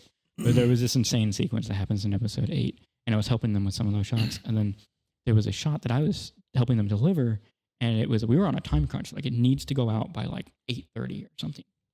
And I was so exhausted. I kept making really stupid mistakes. I would send it off to the farm to render. That's where we have like hundreds of machines calculating to render it faster. And I would go, I'd get it back, and I'm like, I forgot this. I got to send it again. And it was like a 20-minute render every time. Right. And I was like, another 20 minutes, guys, I'm sorry. And then it finally got to the point where I screwed up one last time, and it meant that we were missing the target. And I literally broke down crying at my desk. At my desk. I'm like, I screwed up the delivery. So exhausted. And they were just like, it's okay, we're fine. And then I messaged my producer. I was like, hey, you guys owe me a holiday. Is it all right if I take that tomorrow? I can't. And he's like, yeah, it's fine. I can tell you're just like beat. I was like, okay. So I took the next day off. I just played video games all day. And I came back on Thursday, and I was like refreshed. And I was like, okay. And then he goes, hey, can we hop on a call? I was like, yeah. I was like, this is bad. He's going to like fire me or something.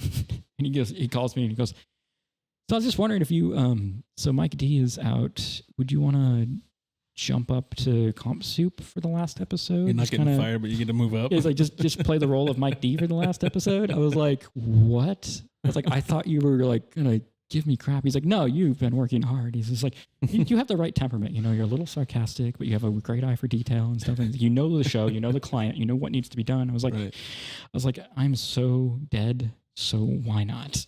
I was like, it's 2 weeks. Fine. Let's just throw it all at me. And it was like, I think we actually had 3 weeks then, but it was like 3 weeks, 2 or 3 weeks of, we had to deliver 150 shots. Ooh. That was like, we had as many shots in that last episode as we had in all of the previous episodes combined. Wow. And I was like, it took us like 5 months to do those other episodes, and we got to do this in 2 weeks. And it was mostly it's a lot of cutting back and forth. It's a bunch of just dialogue scenes of astronauts talking back and forth. So it's like one scene is like 30 shots of the same person. So it's like, okay, give those to one artist. We'll dial in one shot. Once that's finalized, then just do that on all the other shots. Right. And then we'll hit any other problems we deal with. And so I very quickly, that was my first time comp supervising. Suddenly, instead of being in Nuke all day, I was sitting in a spreadsheet all day, just staring at workloads and just going, who's got what? And then shots come in. I got to give notes back. And then I'm discovering like, oh, this artist is struggling on this. We got to move them. This is too hard for them. I got to find someone who's better. Or it's just like, and just kind of balance the workload. And I'm sitting there like hopping in calls with the production team constantly. I'm like, can I do this? They're like, yeah, that's your job. Just do it. And I was like, okay, I'm sorry. I'm new at this. Like the Joe Dirt thing. I'm new. I don't know what to do.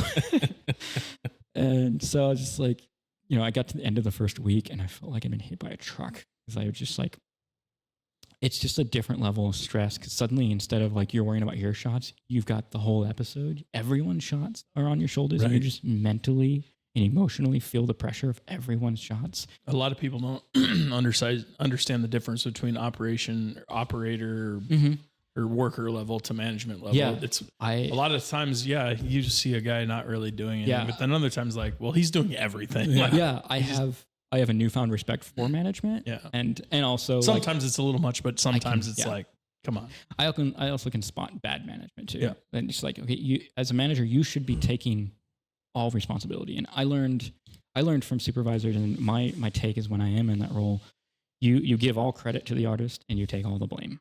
So anything that goes wrong is your fault. Anything that goes well is thanks to them. That's how management's supposed to be. Yeah, it's like no matter who is actually responsible, it's just like I take the blame, because ultimately that's like, if I let a shot through to let the client see, that means that I approved it. That means I think it's good. Right. And if something comes back, then that's on me for not catching that. Right. So And that's just the way it goes. And I've had supervisors throw me under the bus before, and I'm just like, what the hell, dude? Like, you approved it. Like, so then a similar thing then happened on 1923 where I had to step up to comp supervisor on the last episode. And it was a similar, like, that one was just like, it was an episode that just kept ballooning. It was supposed to be like 30 shots of like really easy blue screen. And then it ended up being like 100 shots of really difficult blue screen. And it was just like, and it was one of those things like every time we'd have a meeting with the client, we'd get like 2 shots approved, but then they'd be like, oh, here's 5 more shots. Oh, geez. So we'd come away with like, we would have more shots than we had when we went in. It was like, it would just every day they would turn over new shots. Wow. And we're like, wow, we have to wrap on this. That's crazy. Insane. So I've had a taste of the supervisor life. And don't like it? Or do you want to? You said you kind of wanted to do it, I guess. Occasionally, I like it. I kind of like working in that lead spot. It's kind of a little in between. You get to have a foot in both. You get to do the work, and you also get to like guide other artists and stuff. So, if you had to pick a favorite project of all the works you've done, which one would you choose? And we'll send everybody to go watch. I would say For All Mankind. For All Mankind? Yeah, because I think that I haven't broke down and got Apple TV yet. There's been some good shows that have come out on there. It used to be the cheapest. It used to be like $5. Yeah. Like a no-brainer. But Apple TV, I think, is like everything they make is like a home run. That's what I've heard so far. Like, pick a show and you'll be pleased. I might have to just break down and get it. Ted Lasso, great. I know. Yeah, I know. Yeah, I've seen clips of that one for sure. So are you still looking? Are you still at Zoic? No. Unfortunately, I and many people at Zoic were subjected to the effects of the writers and actor strikes that happened last year.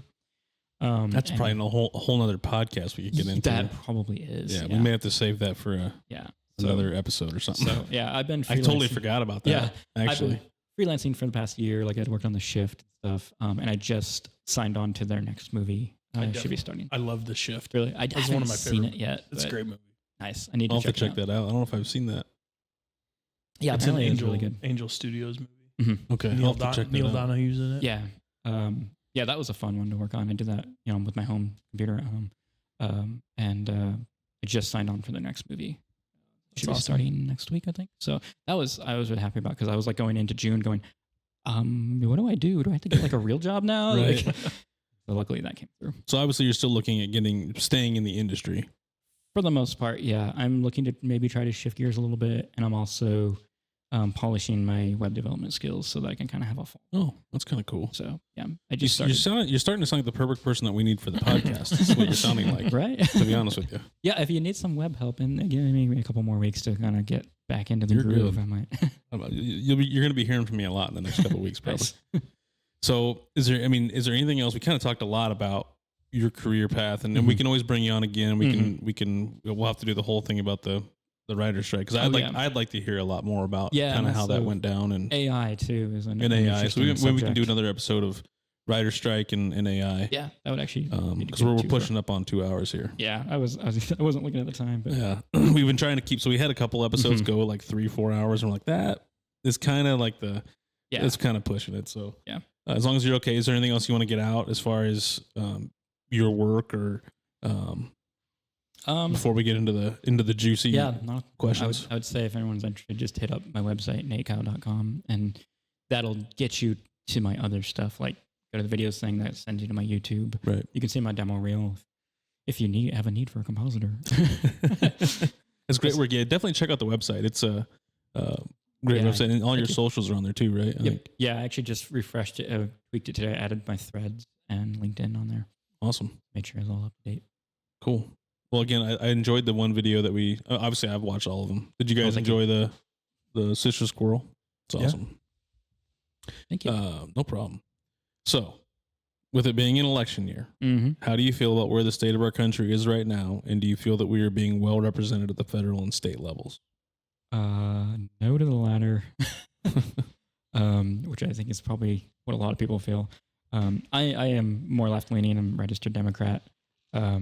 I am not happy that Biden is running for re-election, though, and I think a lot of people in the party are feeling that. I actually felt in 2020, he said he wanted to be a bridge candidate, and I was really hoping that meant that he was going to run, or he was going to serve one term and then endorse somebody young and vibrant this year. And I'm kind of really bummed that he's pushing forward with running again. Yeah. And I don't think anybody is happy with the two having a rematch.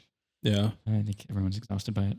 I think you are the actual first registered Democrat on the podcast.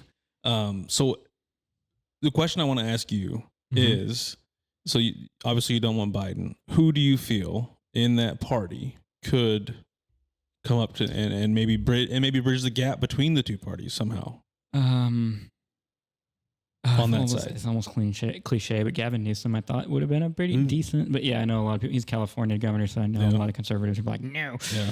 There was just some of the stuff he implemented through COVID, and like every state probably had some hits and misses on that front. Yeah, I honestly, it bums me out that nobody stepped up.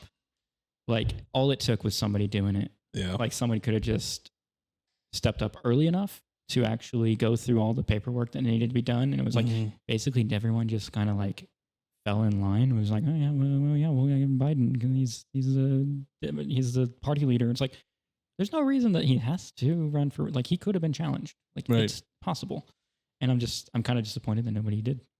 Yeah, I hear you there.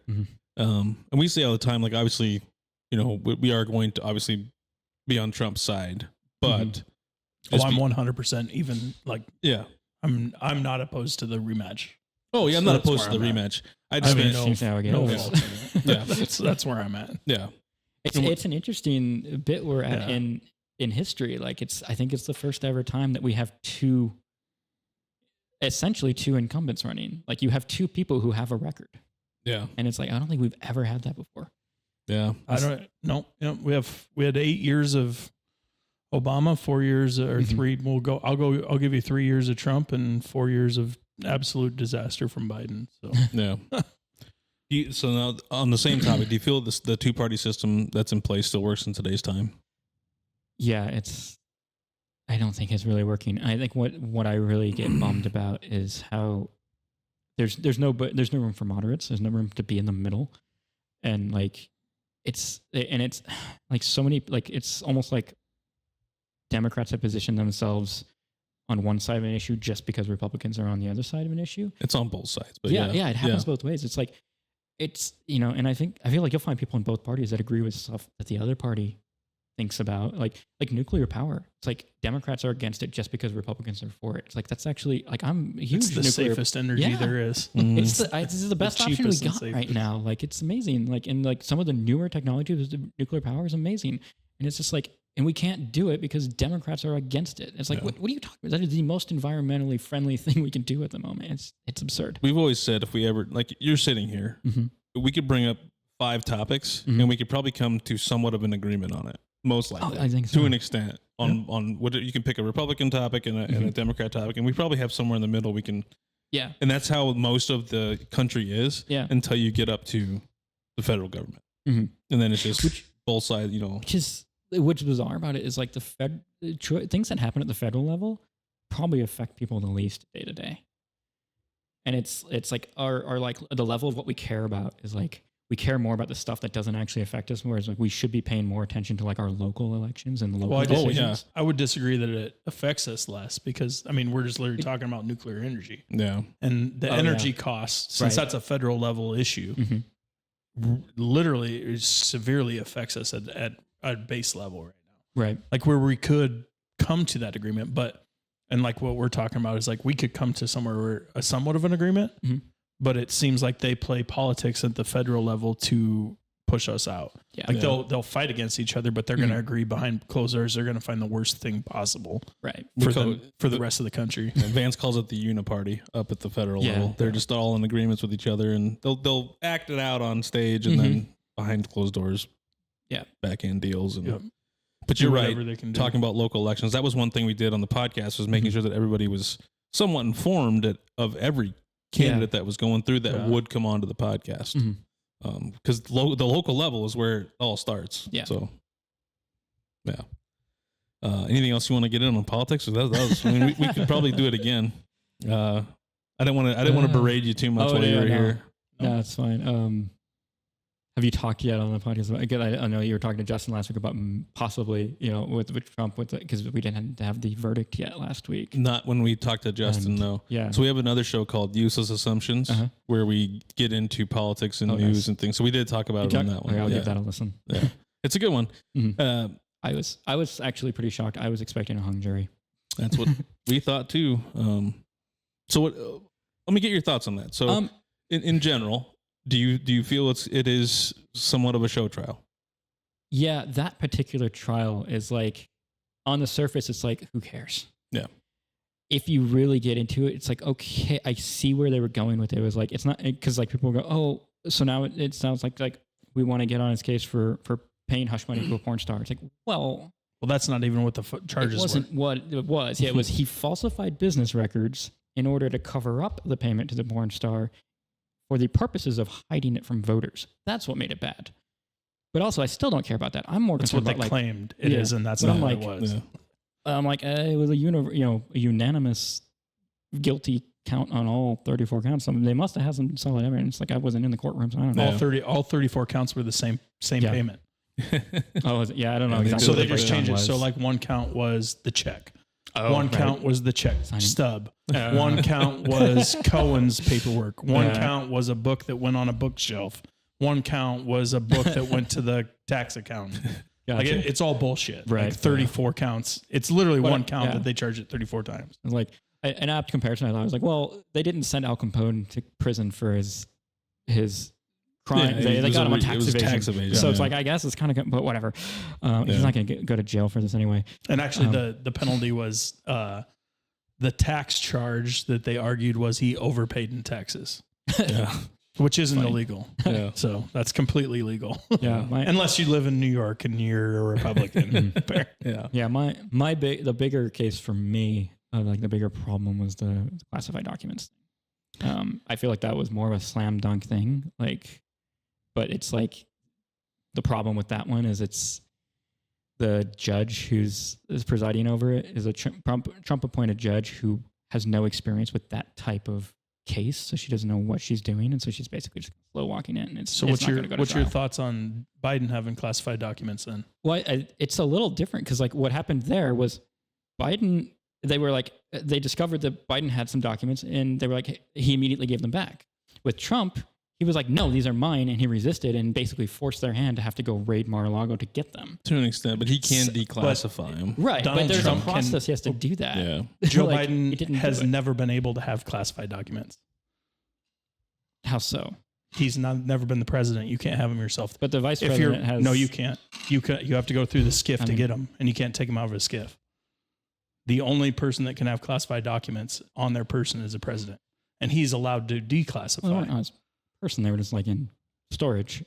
Yeah, which I'm sure. Well, they were on his person. He took it out of a SCIF. He took them out of the secured deal. I don't know. So that's there's the details of everything always gets jumbled anyway on both sides. Like who knows? It's crazy. It's crazy. So, where do you see yourself going in the future? Are you enjoying where you are? Do you see yourself staying in Northeast Nebraska? I'm sort of torn on that. Like, I like being around family. And I like, I feel like when I'm here, I'm more free to like do these lightsaber things and like involve people that are around here. But at the same time, like, I interviewed at Leica last fall. They do like what's Leica? They're an animation studio. They did like Coraline, Box Trolls, Kubo and the Two Strings, The Missing Link, which I freaking loved. So I interviewed to work on their new movie. I got a couple buddies who worked there, so they got me that interview, and the interview went great. It sounded hopeful, and then it kind of like fell through the cracks a little bit, and their needs changed, and it doesn't sound like they have a very good remote setup. So if I wanted to work there, I'd probably have to move out to Portland. So I'm like, Hana would love to go out there, but we're still kind of trying to figure out like, do we want to go out there and work there, or? But at the same time, I'm also thinking about whether or not I want to stay in visual effects because it's a very rough industry to work in. It's very volatile. It's very, it's up and down all the time. And something in Portland's kind of crazy right now. What was that? So Portland's kind of crazy right now, a little bit. How so? Just some of isn't that where Chaz was and all that? I don't know. No. Yeah, it's just where that studio is located. So I was like, But I'm also, considering, because I did web development and at Marathon, I'm taking a course now to kind of brush up on those skills again. I'm interested in kind of software development as well. I think that could be interesting. Nice. So I'm kind of in a little transition phase. At You're the moment. pretty well diversified where you could kind of do anything from anywhere. Yeah, and that was the other thing about going into development is that's another thing that I could do from anywhere. I don't have to like go into an office or be in a particular city. Is Stoic kind of the only ones that allow, or Zoic, is that one of the only ones that are working completely remote right now? It's hard to tell. I know a lot of places went full remote because of COVID and stuff. And some of them, it's really hard to get a read sometimes because some of them will be like, oh, this is remote. But then you go and you read the description and they're like, this is a hybrid.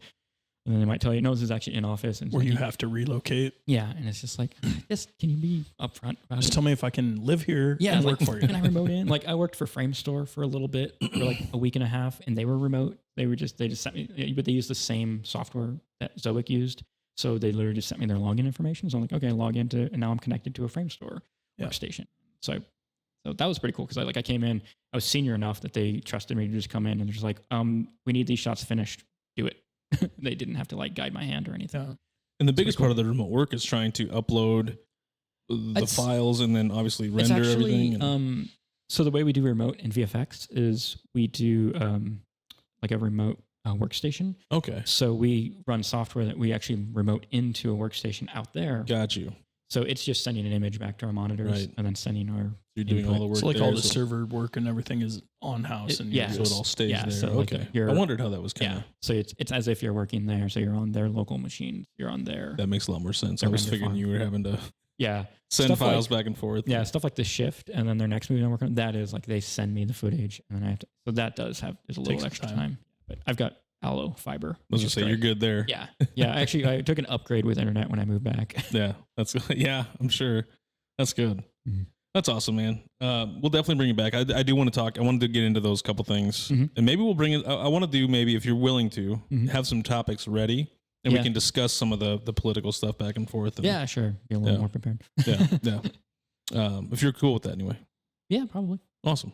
Well, huge thanks to Nate for being here today. Thank you for having me. Thanks to my co-host Vance Kole and our producer Cole Peterson. Without them, the show wouldn't be what it is. Other than that, keep on the lookout for more great episodes, and we'll see you guys next week.